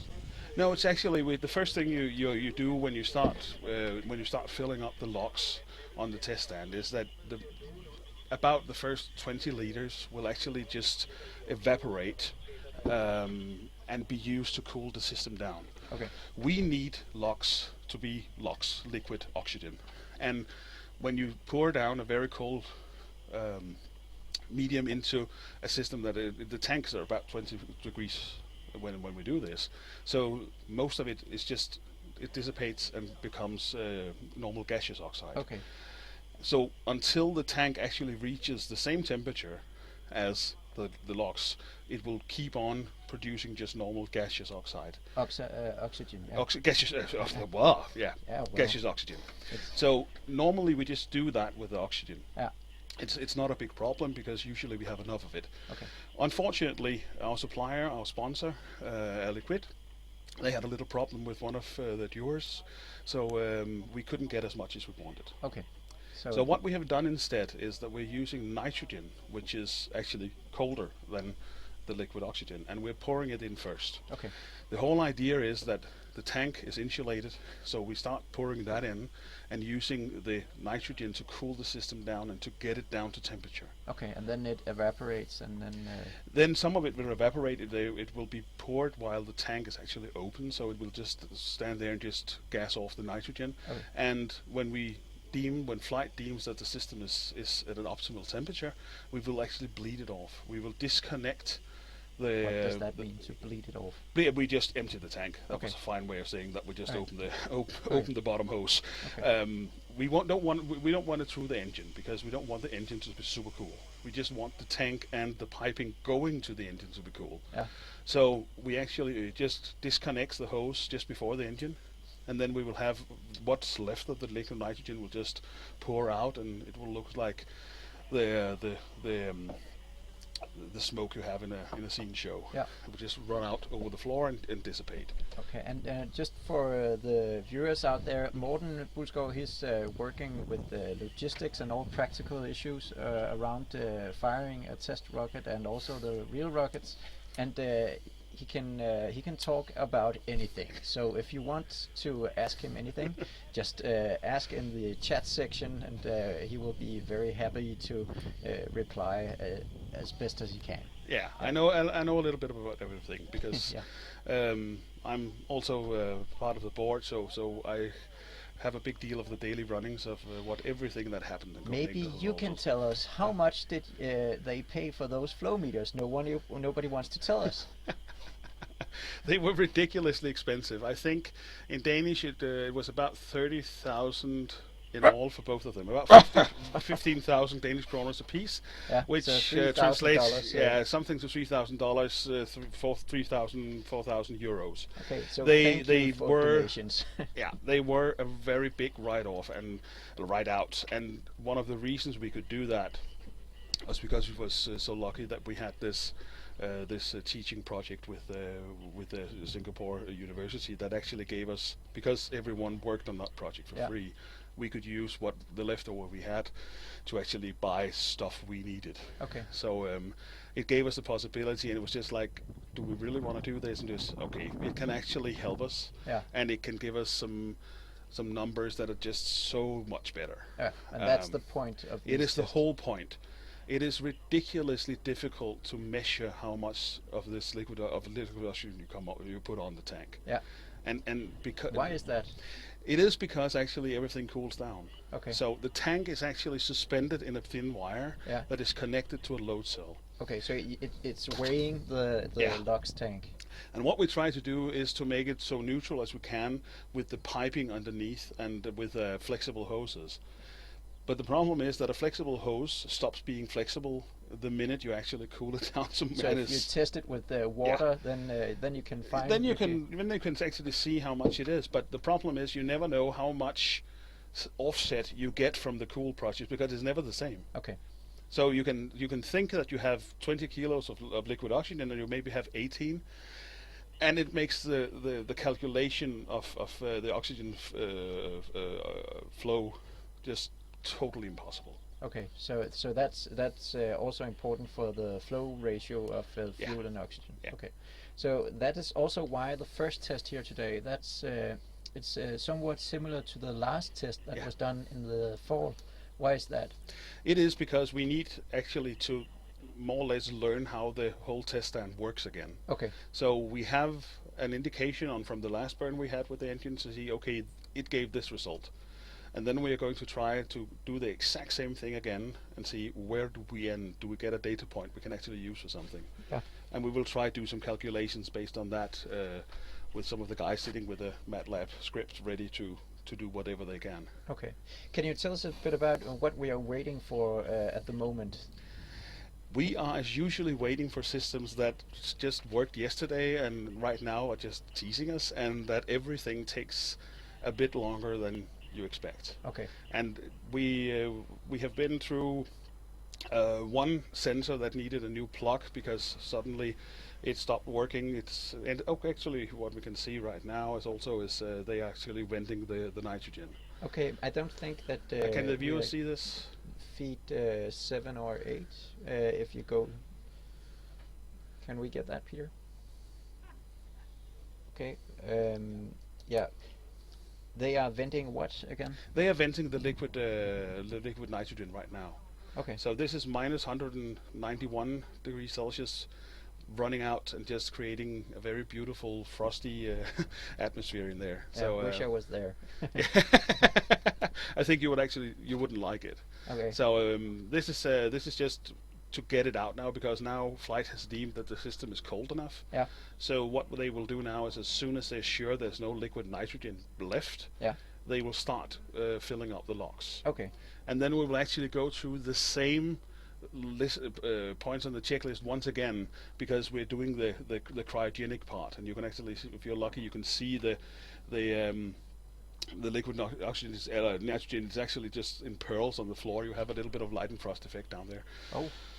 So, but it evaporates very fast in 25 or how much it's in there. Okay, and that's also a reminder to get you guys out there or girls, sorry, to put up your resolution on the screen to HD, and you can do that by hovering your mouse over the screen over the video and pressing the gear. Right next to the gear, right to the gear, there's a folder shape button, I think it is, and if you press that, you are able to go into a mosaic view of all our cameras, and where you can also hear the feed from our radio talk here. So back to the checklist. How many points do you have on this checklist here? So 72 points. Yeah, on the we have checklist. 72 and points. How far are we right now? Right now we're actually we were at around 48, and now we're stepping back again because we need to do the whole cryogenic part once again. But it will, I hope, go a little bit faster, especially because the tanks are now cool. Yes. So what they're doing now is just running as fast as we can, because we want to use the cool system that we want to use that, so we actually get a benefit from doing this nitrogen fill. Okay. And this engine here, we talked about it a bit earlier, but this is the Franken engine, as we were told earlier. It is it's actually named after Frankenstein. But people here at CS are lazy people, and they don't want to spell out Frankenstein all the time. So yeah, it's just the Franken engine. So, but this first test here, that's also goes to show, as you told us earlier, that measurement made in tests in the fall can be validated, and that we can use all this data that I have from this past test. So right now we are at a point where we have a cooled LOX tank, and we have vented out all the NOx, nitrogen, not NOx, liquid nitrogen, and that's what you could see before on the floor in the tank here. What are they working on right now? They're actually they disconnected the hose as we talked about to get the liquid nitrogen out, and then actually just reconnecting it again. Okay, so that now it can be pumped directly into the engine. Yeah, is that? That's the whole point. That now they connect. We have these tri-clamps are actually used a lot in the food industry, but they are very. They can take a pressure of more than 40 bars, and they're brilliant because they can take cold and heat equally well. And you use them a lot whenever you brew beer or in a milk producing plant or whatever you have. So we use those. It's a very quick and easy way to put things together again. They have a Teflon disc in them, and that keeps it all tight. So we actually see now that the pyro is ready to be installed. That is Jan Skødt, who is the pyro today. Yeah, he was in here earlier. Yeah. We talked with him. He had this wooden stick with him that he uses to ignite, and he also told us there that was actually that's actually the Russian way to ignite the Soyuz rockets. Yeah. And that's pretty awesome. It is. The Russians have just decided that they need to turn on for 32 engines in their Soyuz rockets, and they never changed the systems from the 50s. They just decided that it works. We don't have that feature that they do. They have actually a little piece of wire that burns over, so you can have ignition detection. Yeah. And that means that if you don't have ignition detection, you have a shutdown, a total shutdown of the whole process. Yeah. Because they don't want that the 31 engines are igniting and not one, because you will probably have an ignition outside the engine, which will, if you're unlucky, blow it up. Yeah, Jan Skødt, he told us about that process earlier also. That was where it ignites outside the engine and gets hot enough to propagate into the engine and then blow up the whole thing. Yeah. And you also saw just a second ago, you saw Jan Skødt running around with this stick. And that is actually the wooden stick with the technical fuse that will ignite our test engine. Yeah. What is it an open-ended is it open in both ends, this container? It is, yes. We had the original doors of the ones you can actually see on the camera feeds in the back, and then we just cut the other end open and made two doors by ourselves. Okay. And the whole idea is that we can get an airflow. We don't want to contain the engine when it's running. It is sucking in so much air, so you need it actually to be able to get air into the container. Yeah, fresh air. Yeah, fresh air. So you will have quite a lot of air going through the container while the burn goes on. Okay. How is it mounted to the container? I guess it is mounted, otherwise it is. Yeah. We took the standard floor. It's still there. It's normally wooden, and then you have some beams underneath it. Yeah. And then we mounted 5mm plates, steel plates in the bottom, and welded them to the side. And then we mounted brackets on the bottom there, where the test stand is bolted to the floor. Okay. So it is pretty basically like we have always done with the test stand. Before we just bolted it to concrete, and now we bolt it to the floor of the container. The container, you can see that on the camera feed. There is actually what looks like a rail in the back. That is some of the old. Where's that rail? The rail is just on the left side of the test stand. You can see it outside the container. Yeah. There's what's a line in the ground. Okay. That is actually the rail from the old cranes. We are sitting in an old shipyard. Oh. And there were some very big cranes running out here. So we use those. So it's outside. Yeah, the it's container. outside the container. There's a line in the ground. So actually one passes right now. And we use those rails. They're just normal steel as well. So we actually welded the container to these rails so it can't move. Okay. We need to cut it free if we want to move it. Okay. So right now, who is inside the container there? That is actually Bo right now. He is checking. Bo and Jørgen, because Jørgen is new on the post as pyro, so he is helping. Bo is helping him with the electronics part, because we have the ignition system to actually, it checks if there's a connection to the pyro, so we're sure that it's there. Yeah. And then we have physical safety pins that will be removed, and then at the last point you have an electronic safety that is pushed, that now we are ready to fire. Okay. So you cannot, the engine will not be able to go off because it's actually just cut off by a plug right now. There's no connection, electrical connection to the pyro. What do you think he's doing right now, Bo? Is he texting his wife that he's? That is actually a very good question. Yeah, he's coming. I don't. Oh yes, I know what he is. It's because Carsten just came into the picture. Yeah. Bo is one of our electronics guys, and he has actually from some of them who read from some of the people who read our blog, he has created what is called the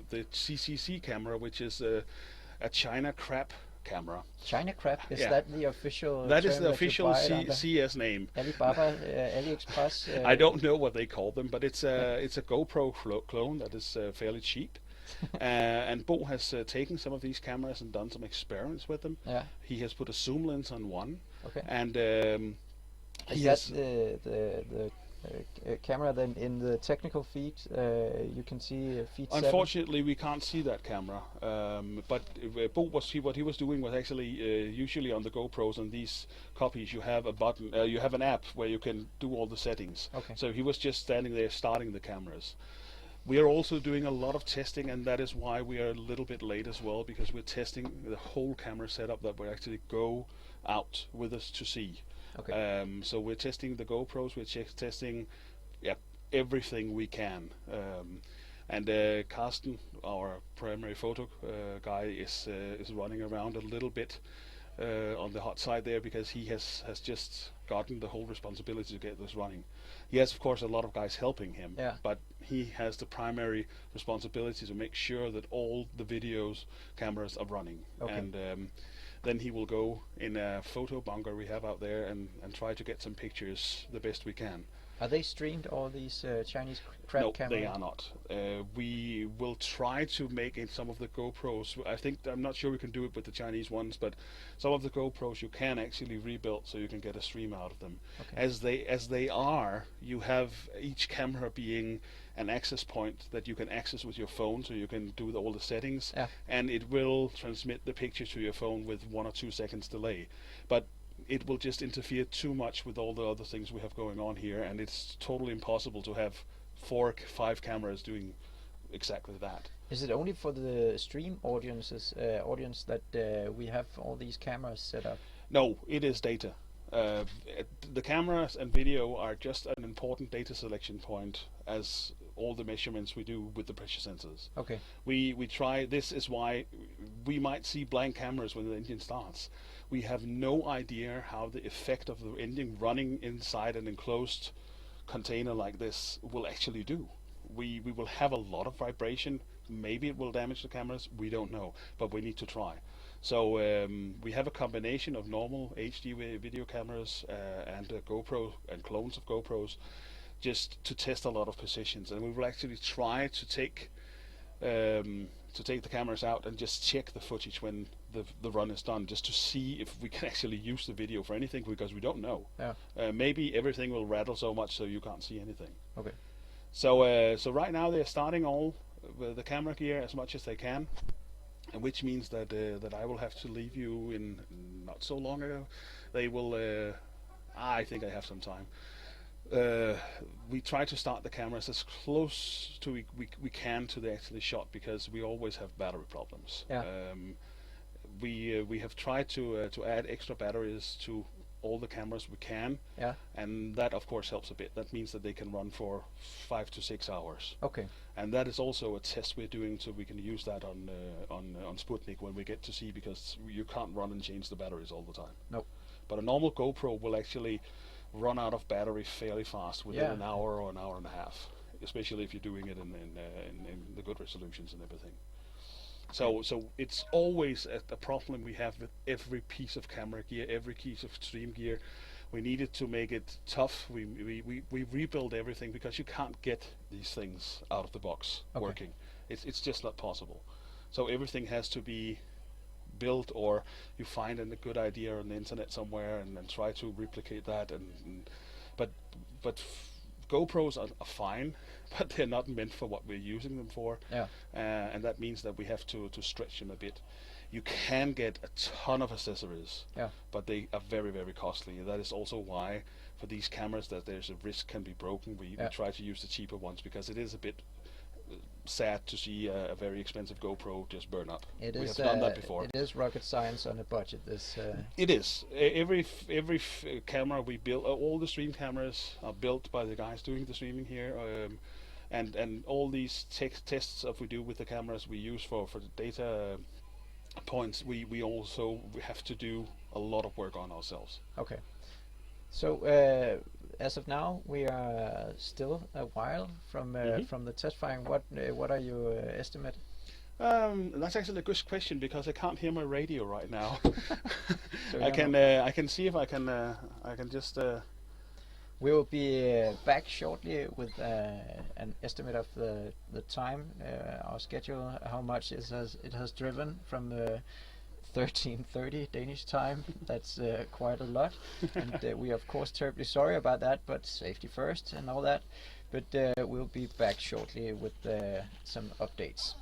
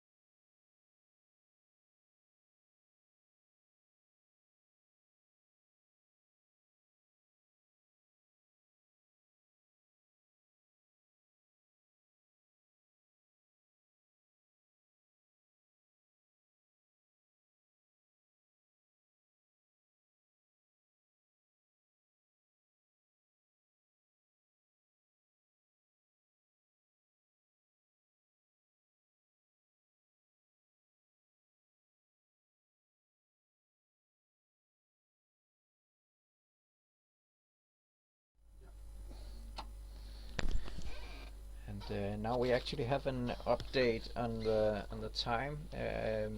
We are told that there have been a leak in the oxygen tank. Was it there, Morten? Nej, det var ikke. Sorry, that wasn't Danish. No, it wasn't a leak in the tank. It was. We have in the whole lock system and in the whole system there is a lot of these connections. Yeah. And we use different kinds of usually Teflon to the gaskets that actually keep them tight. And there was maybe a gasket that was leaking a bit, but they had a small leak in the oxygen system, so they fixed that, and they're now ready to continue. Okay, and the next step is that they pour on liquid oxygen in the tank? As soon as we start pouring on the liquid oxygen, we are very close to the shot, because that will be done within a maximum of 15 minutes. Okay. The whole feature of the LOX is that we have when we put it on, you have to shoot very fast, because it has this tendency to just turn itself from the liquid to the gaseous phase. Yeah. And as soon as it does that, the pressure starts rising, and it can't go above what the tanks are designed for. So we have pressure safety. Yeah. So what you do when you tank the LOX is that you keep the valves open, so excess pressure, the gaseous phase, can just evaporate. Yeah. But as soon as you want to say, okay, now we know how much is on, we close the valves, and then we are ready for a shot. Okay. So they are actually saying right now that they have closed for LOX filling. Okay, they've closed for LOX filling. Yeah, so as of now, we are very close actually to a shot right now. Okay, so about 15 minutes as of now. Maximum of 15 minutes. I would rather say 10. Okay. So in the bottom of this screen, you can see a lot of data, and that's data for this first test. Yes. For the following tests, I won't be able to speak, but you will be able to see the test parameters in the bottom, and they are just floating by continually during the test. The test data is, for example, the pressure on the liquid oxygen tank, on the fuel tank, and also the chamber pressure of this particular test. We also show you the m dot, that's the mass of liquid oxygen or fuel that is transferred to the engine chamber. Also, you can see the pressure of the chamber, the estimated chamber pressure, that is 15 bar, and the oxygen to fuel ratio of 1.3, and that was 1.3 kilos of oxygen to 1 kilo of fuel. And then you can see to get to that ratio, we fuel with 1.1 kilo per second of fuel and 1.45 kilo per second of LOX. So in the next 10 minutes or so, we will be seeing the first test firing. I'm very happy that we timed it so that we could.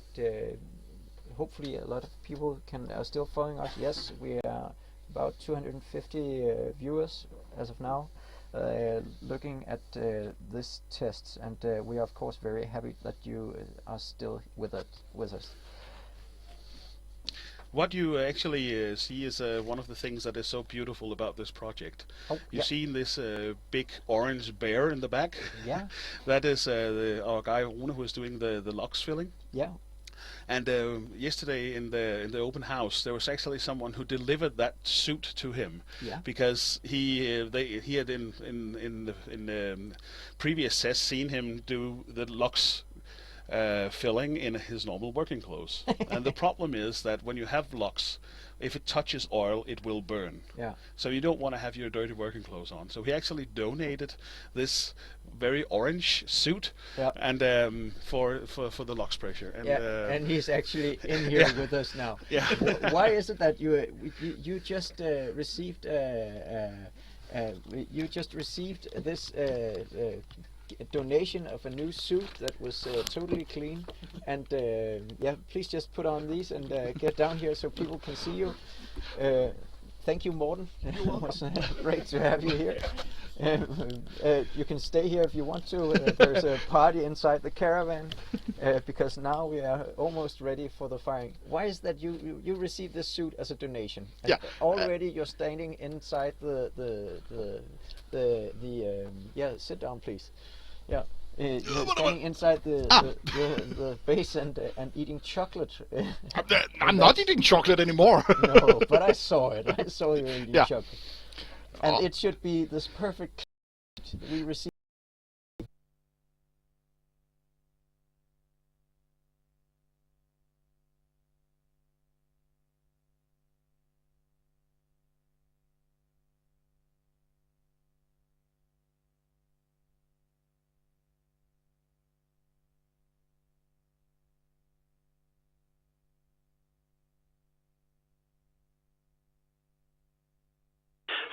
Flight her padskift.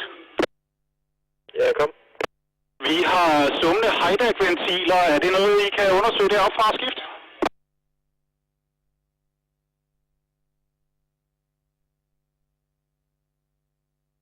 De burde være slukket set herfra. Pat her, vi har aktivitet på Heidak-ventilerne, og lader den umiddelbart være, indtil vi får det undersøgt nærmere skift.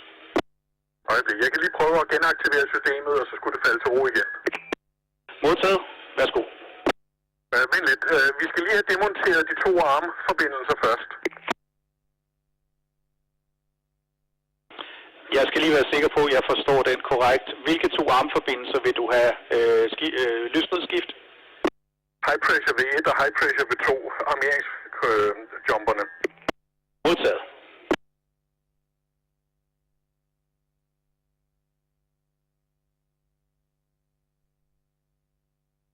Flight, Bo her.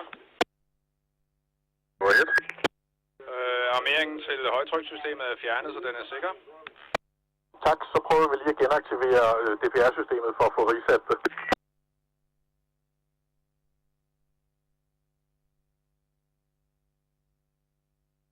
Sådan. Nu stop. Den er til ro.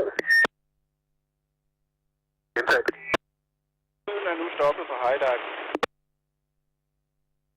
Gentag. Vi hører ikke længere nogen lyd fra Heidak-ventilsen. Okay, tak.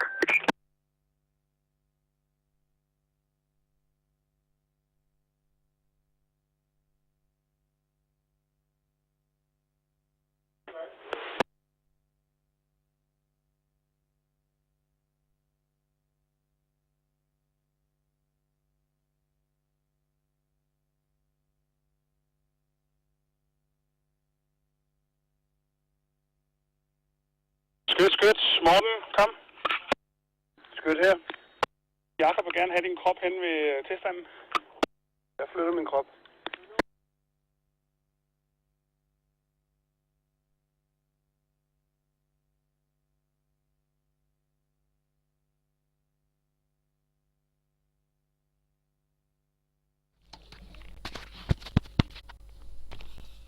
Kan jeg streame igen her? Eller til dem? Det kan du prøve. Vil du sige noget? Ja, bare lige sige pænt farvel. Det virker fjollet, ikke? Men vi er online nu, eller?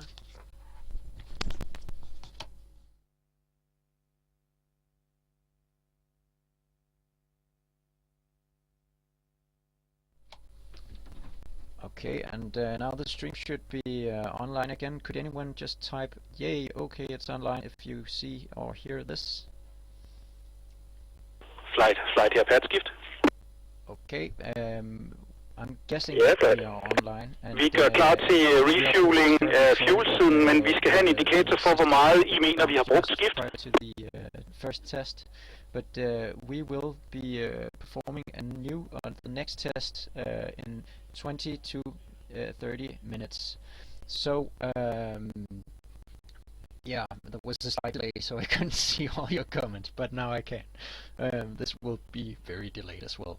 But we will have the next test in 20 or 30 minutes. If it's any consolation for you, we in the streaming team did not see the rocket test as well, so we are also very disappointed. But the next test is in 20 or 30 minutes. So maybe for this time I will sign off. You will be able to see information about each test in the bottom of the screen, so there you will be able to see the pressure, chamber pressures, and yeah, all the other parameters of the test. But for now I will sign off and thank you for listening and being with us so long. And remember, there are 4 more tests and they will be commencing. We are 20 or 30 minutes from the next test.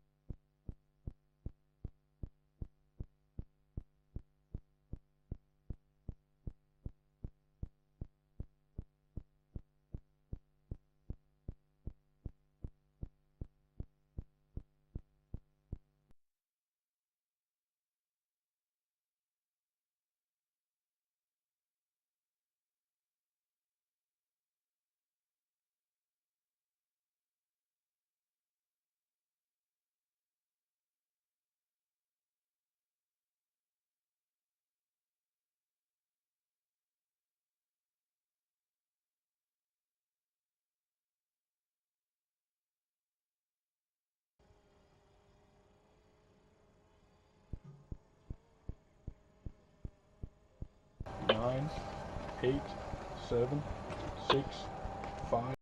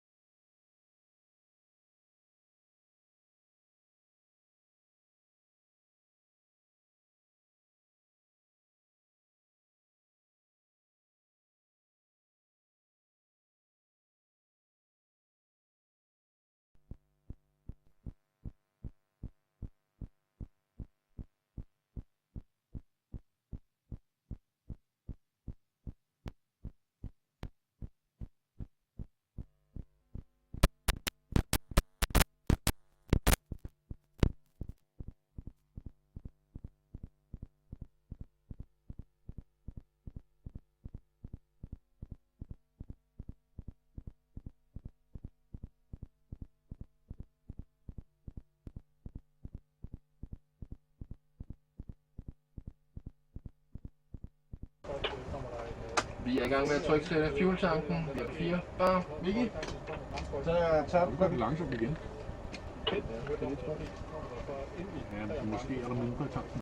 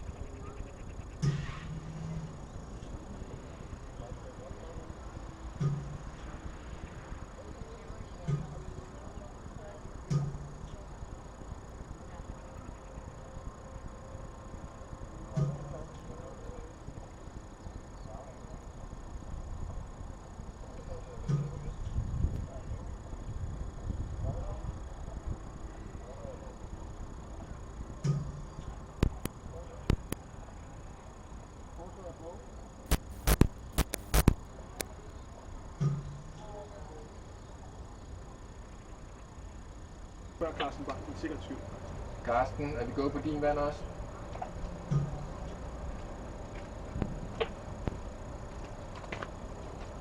Kom nu. Carsten Bang, er vi gået på din vand?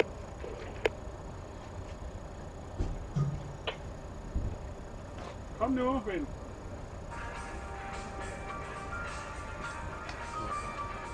Løb Martin efter den? Ja. Gentag. Er vi go på vand? Ja, jeg har sagt go. Var go på vand. Roger, tak for det.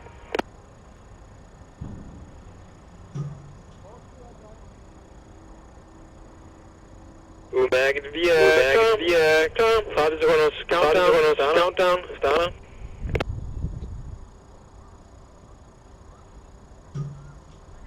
Til minus 30.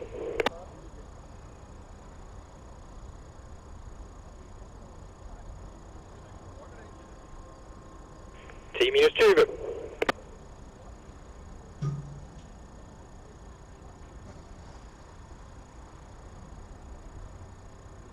10, 9, 8, 7, 6, 5, 4, 3.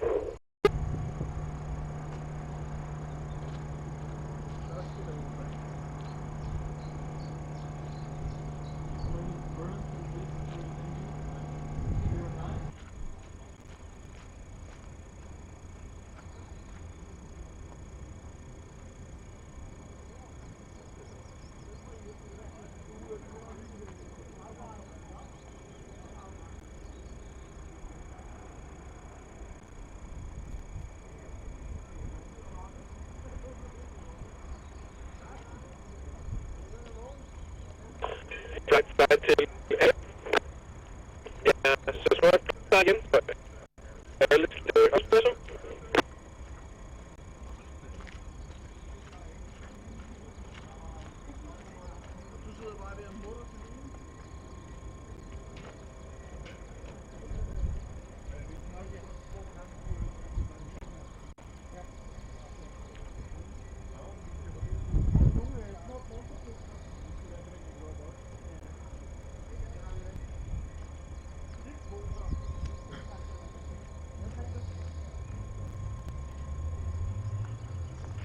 Foto, padskift.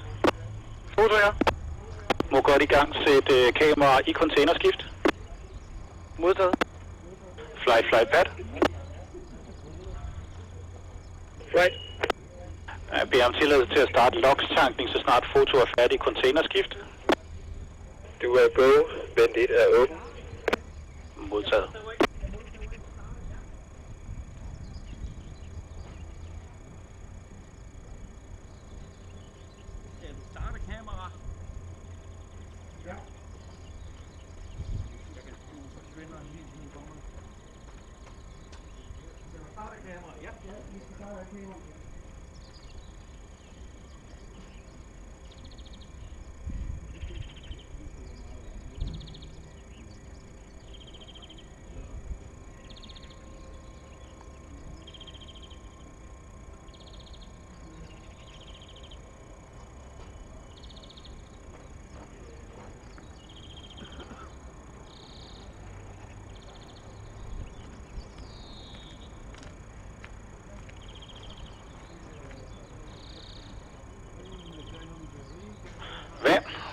padskift.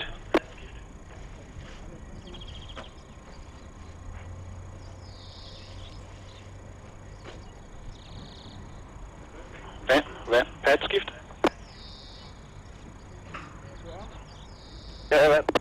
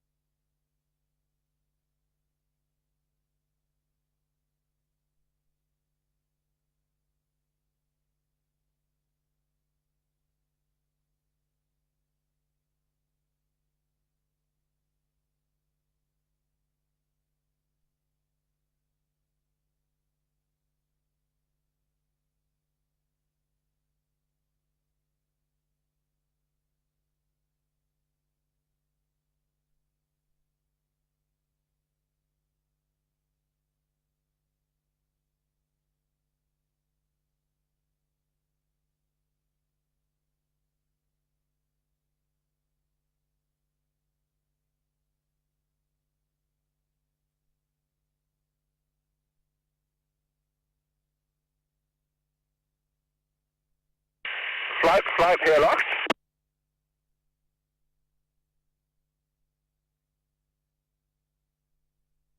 Flight, come in, flight. Ja, det er det. Vi er på 195 start på helt ved rul. Jeg lukker for kompressoren. Okay.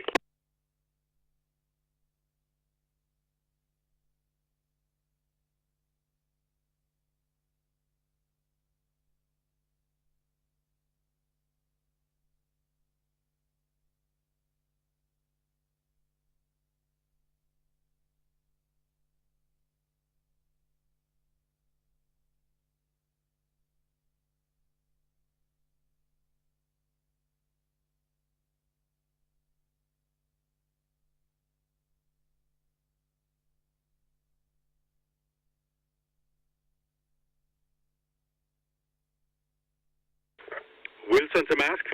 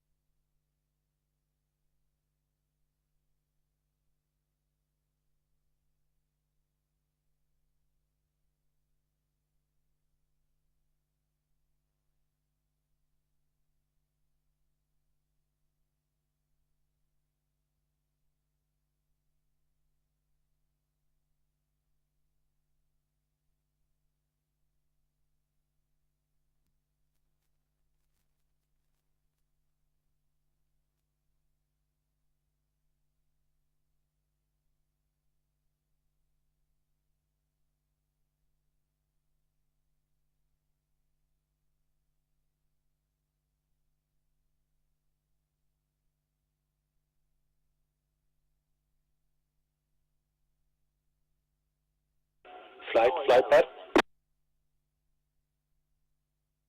Flight. Vi tanker alle de 10 kilo, du kom med. Er det i orden, skift? Ja, det var meningen, skift. Måltaget slut.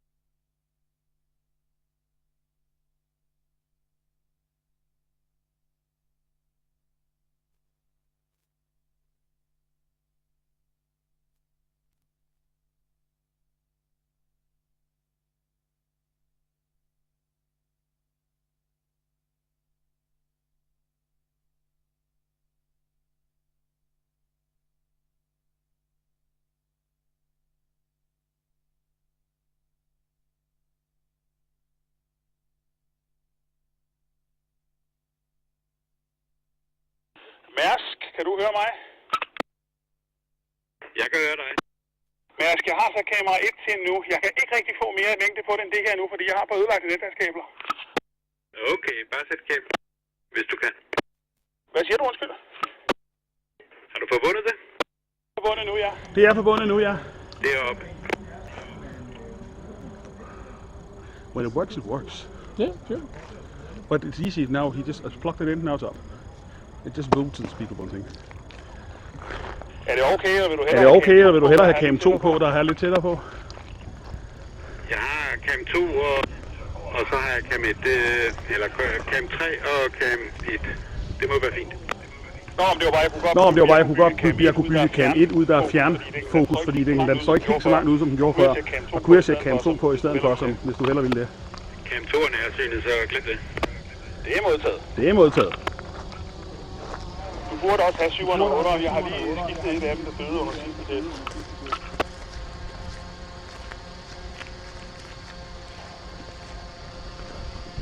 Men det mest utrolige er rent faktisk, at det cam, der sidder oppe i hjørnet på, jeg ved ikke om det er cam 3 eller 4, at det stadigvæk virker, fordi det er cam 3. Det der netværkskabel er stort set brændt over.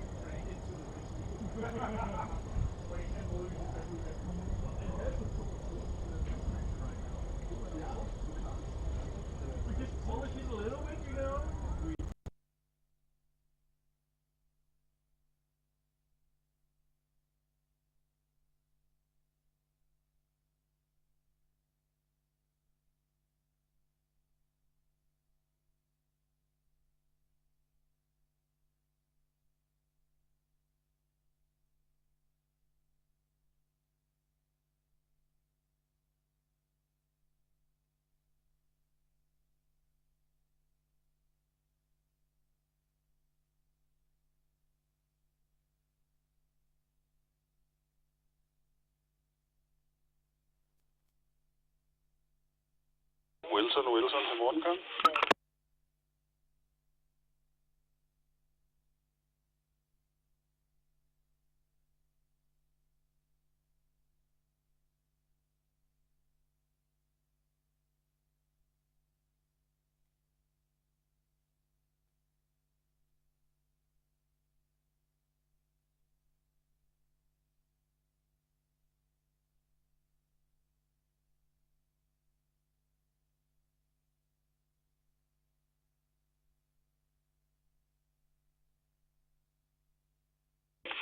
Wilson til Bulskov, kom.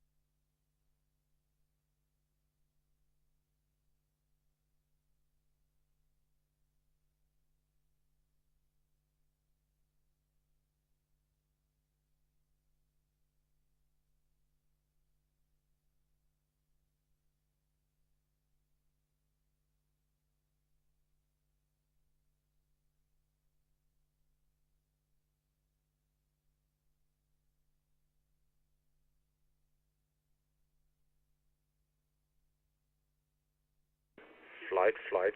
Drone. Flight. Nu er jeg irriterende. Har vi en estimeret tid til burn? 20 minutter eller så. Tak for det. Så står vi ikke her klar til at være klar.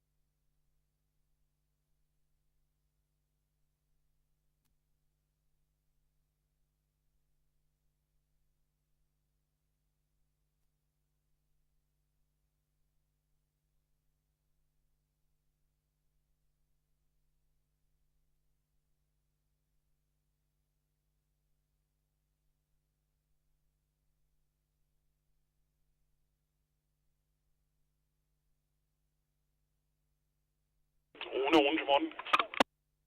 Rune her. Rune, kan du ikke lige finde 2-3 forlængerledninger frem på dit rack derinde, så vi har noget at forbinde det der lys til, når det kommer ned? Jeg skal se, hvad jeg kan gøre. Merci.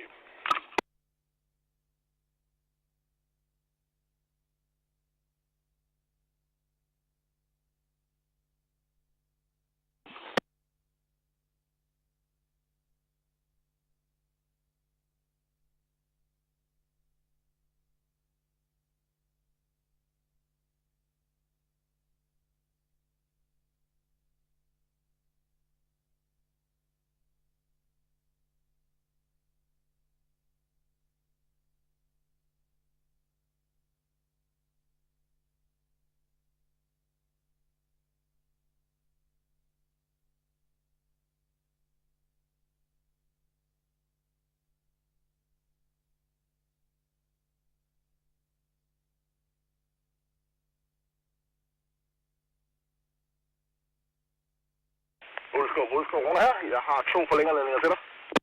Det er okay, hvis du bare lægger dem klar derude. Jeg henter lige noget lys sammen med jer op. Modtaget. Og jeg lægger flight i benlåsen, så de ikke kommer til at trykke på knappen, inden de er tilbage. Modtaget.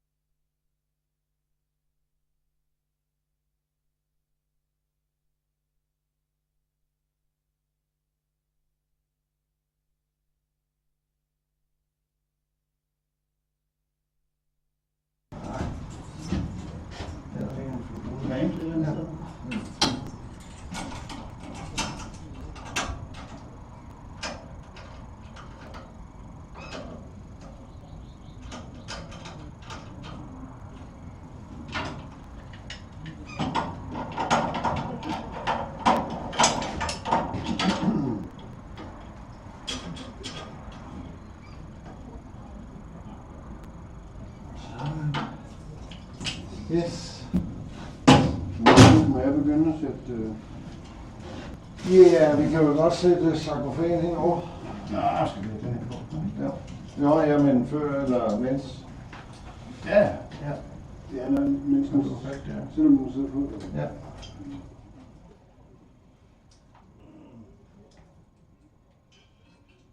Sidder den selvfølgelig inde, siger den først, at den sidder inde i sådan på.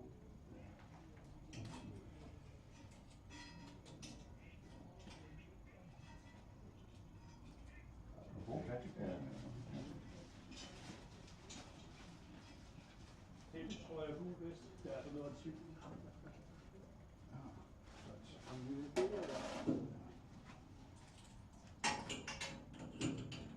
Der er noget, jeg har en total op. Det skulle jo super hyggeligt i dag.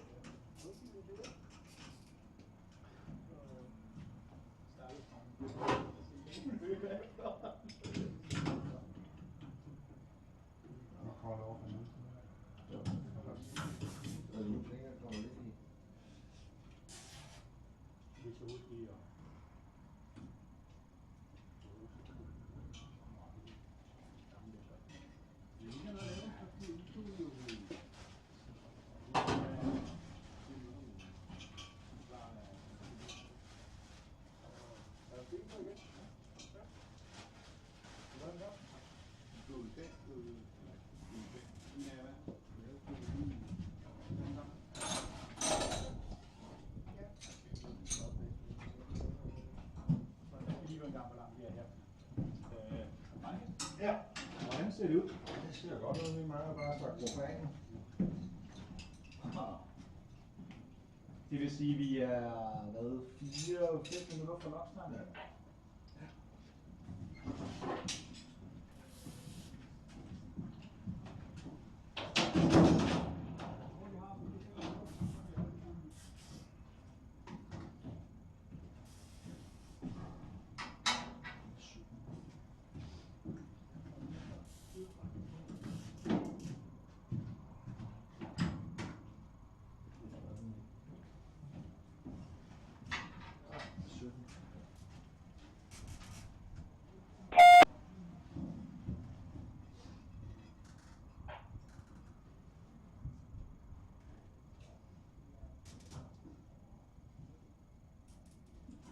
Spændende, om jeg rammer plet derovre.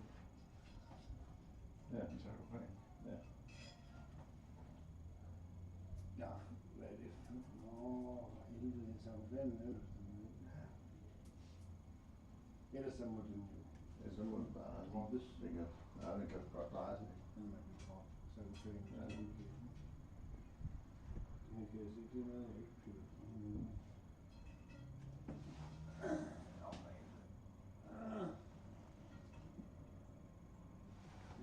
Licht.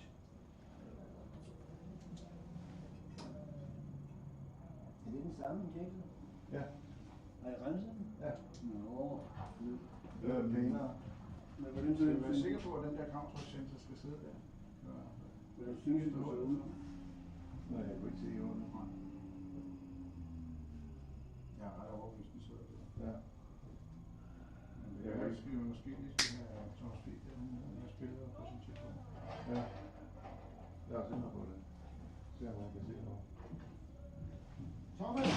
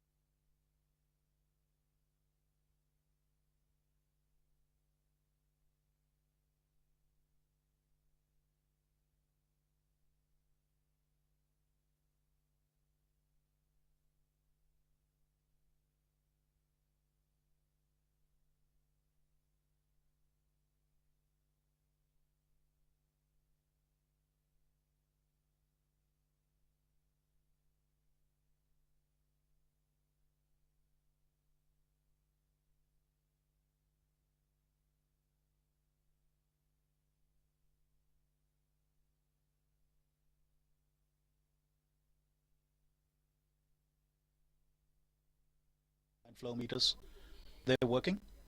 Yes, they are working very well. So, as I said, so far the initial looks of the measurements looks pretty okay, and so we'll analyze them and get the actual OF ratios on the 5 runs we've done so far.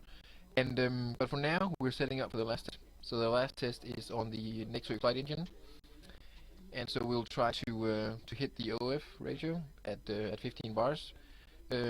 It's the last test of the day. It's getting dark already. It's a bit rainy, and it's going to be the last test of today.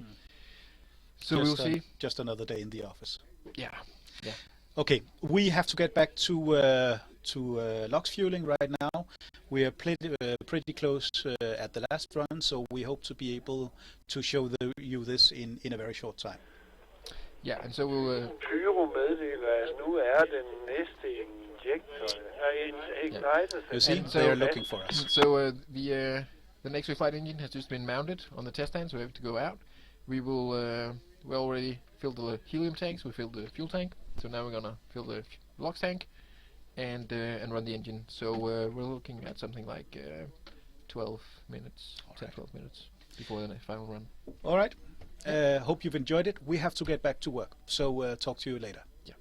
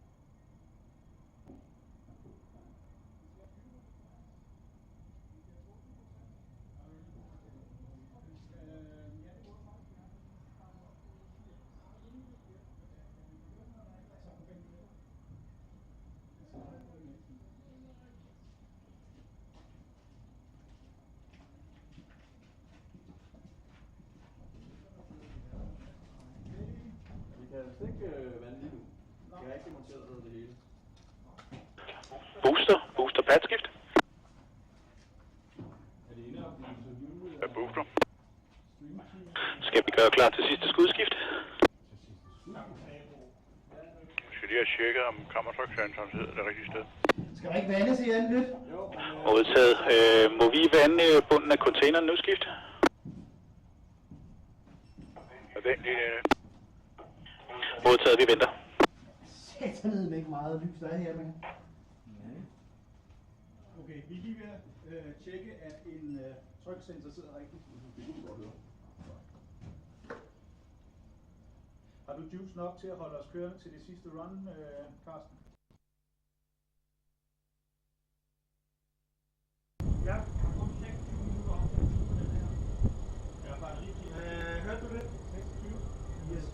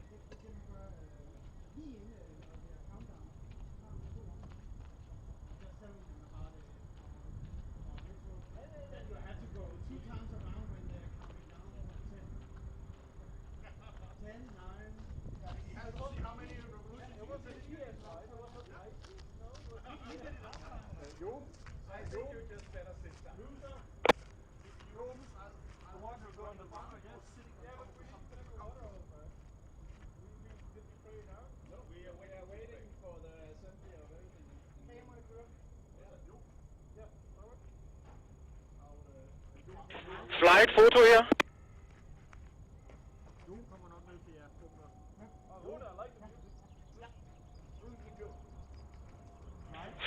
Flight foto her.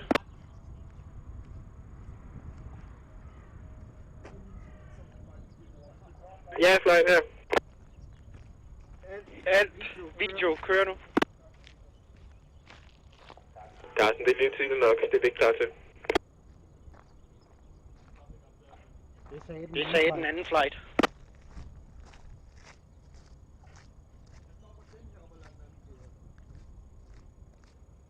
Hvor længe regner du med, Thomas, at der skal være? Vi har ikke tid lige i øjeblikket. Okay.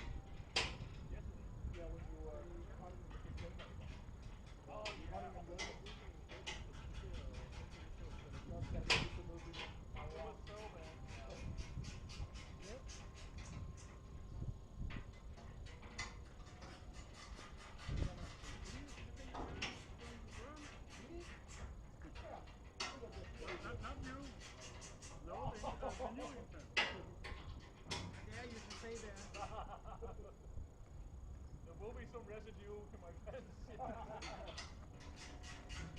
And you would like it. I would love to stay in there. I would definitely wear both these and earmuffs. I'd be standing with my mouth open. To equal the pressure? Yeah, exactly. Maybe.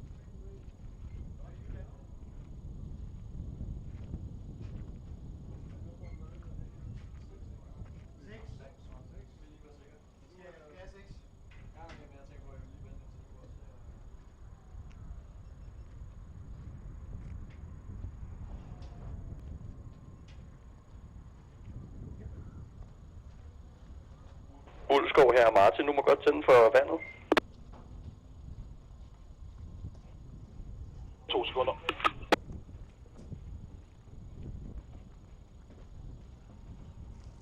Vand.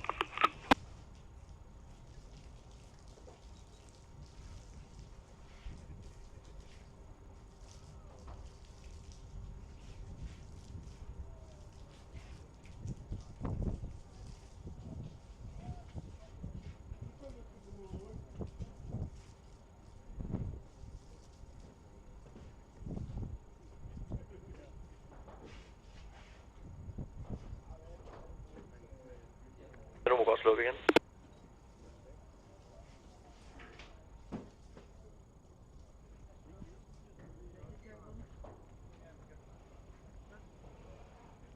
Flight foto her. Øjeblik optaget. Jeg vil bare meddele ham, at alt foto og video er startet. Okay, det er noteret.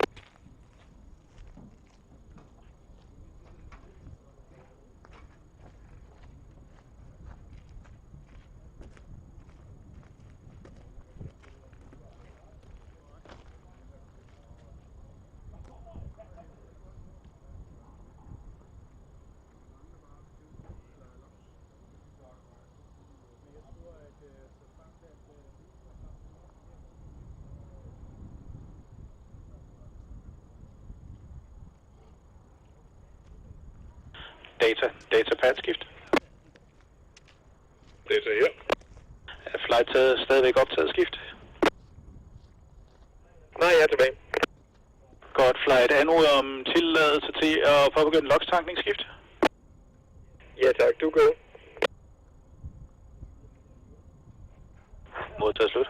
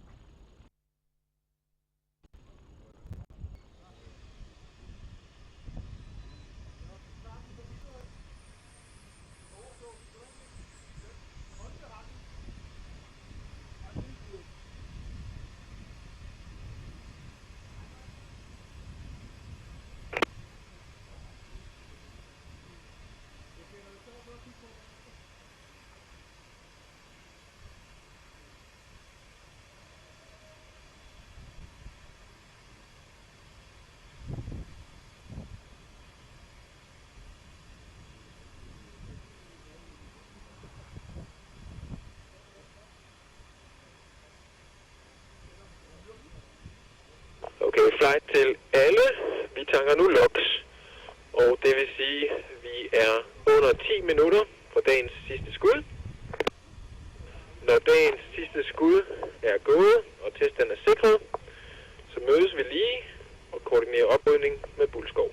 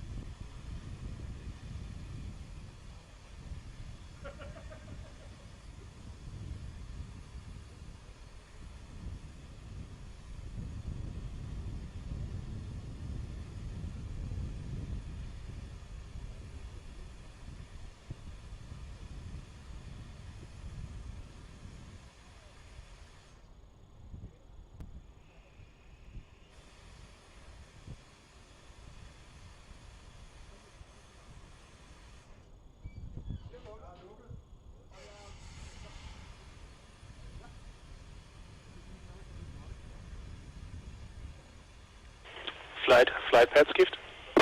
Ja, kom ind. Vi har tanket loks til kanten. Ja tak, vi læser 29 kilo. Det er modtaget. Vi gør klar hernede med tilladelsesskift.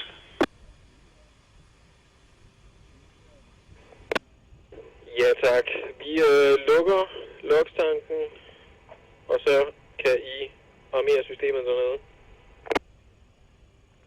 Takker, modtaget slut.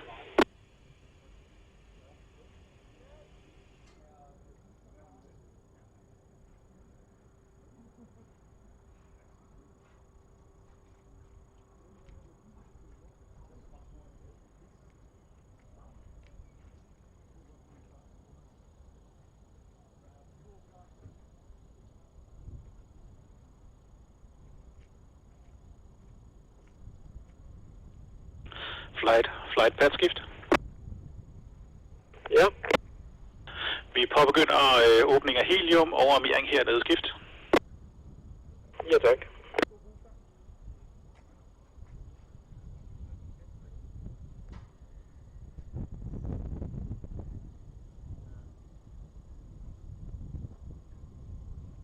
Og der er åbent for helium. Pyro, værsgo og mere teststand.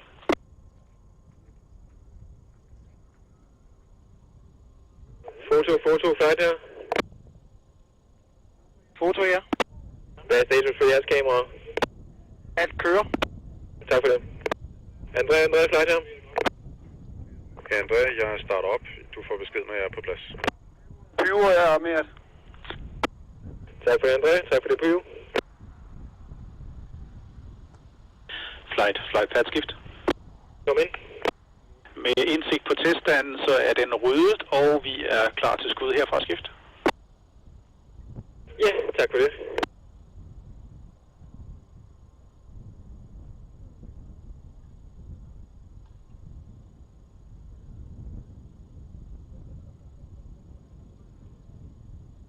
Ja, vi er klar til dagens sidste test. Vi er klar til go, no, go.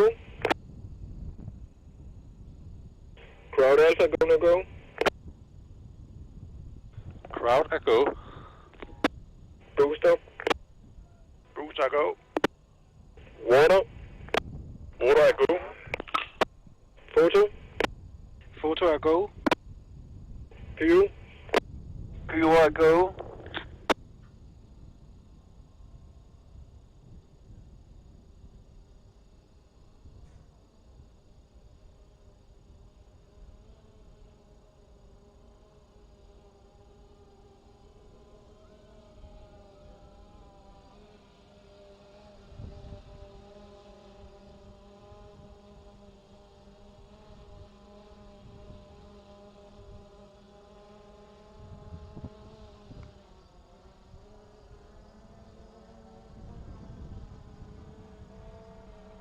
Ja, vi er i gang med at tryksætte fuel-tanken. Vi er på 8 bar.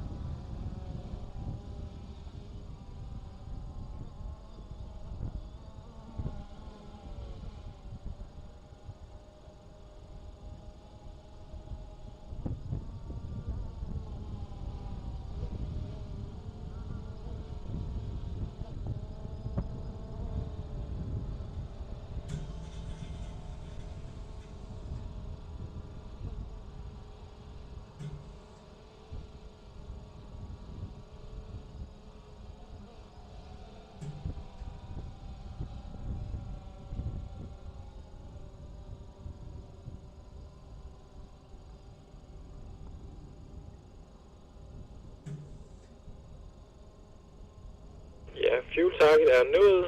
Vi tryksætter lokstanken.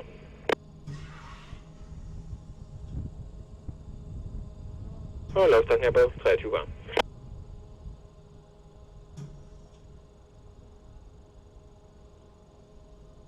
Flight drone. Ja, kom ind, drone. Jeg har et flyaway. Jeg venter lige på at få kontrol over den igen. Roger.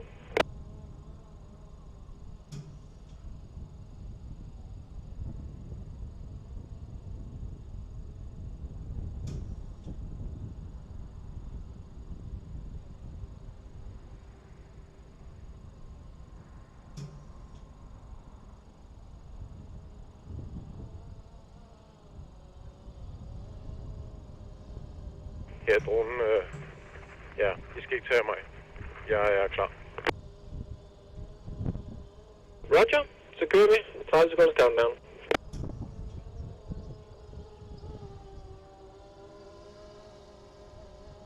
Sekunder.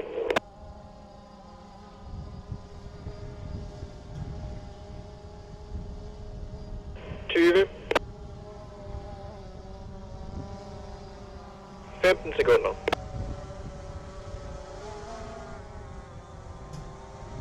10, 9, 8, 7, 6, 5, 4, 3, 2, 1, ignition.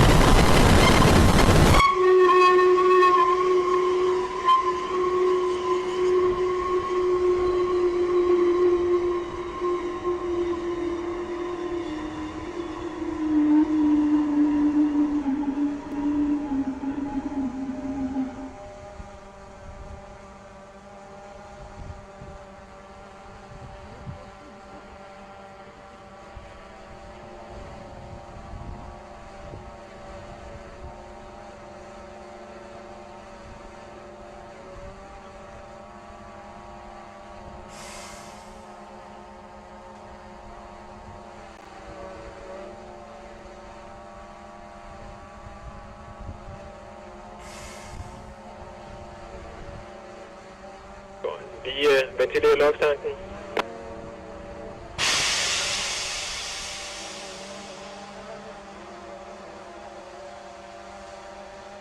Og vi ventilerer fueltanken.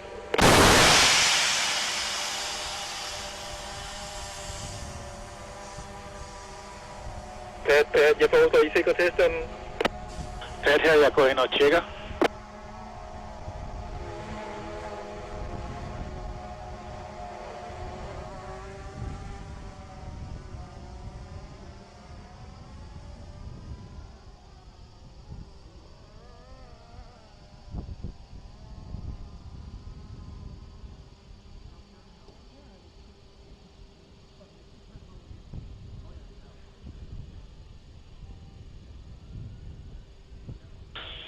Flight pad skifte. Ja, kom. Helium er lukket. Anbefaler at erklære tilstand for sikker. Ja, tak. Vi erklærer tilstand sikker. I må gå frem.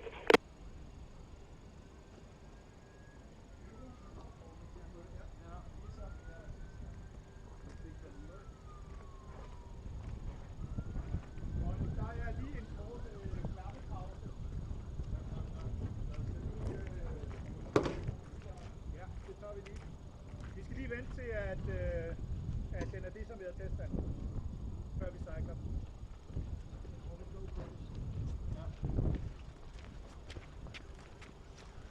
How was it?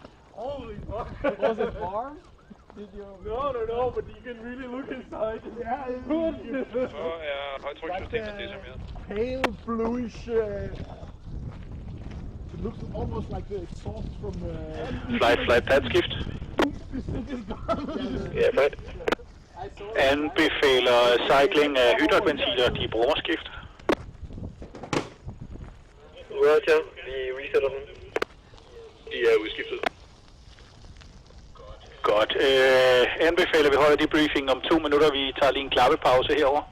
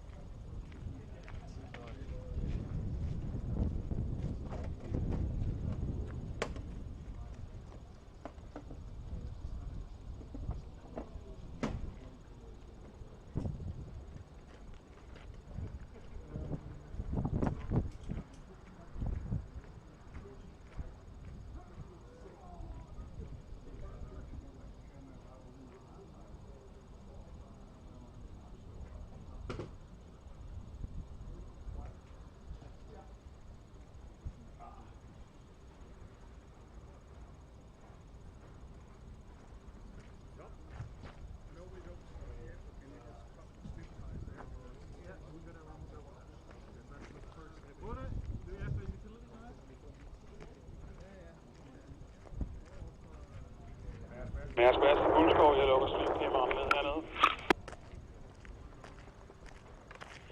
Flight her, padskift. Flight. Vi må ikke tage kontrollen over tilstand. Den må vi ikke lægge ned endnu. Bekræft skift. Det gør vi ikke. Modtaget.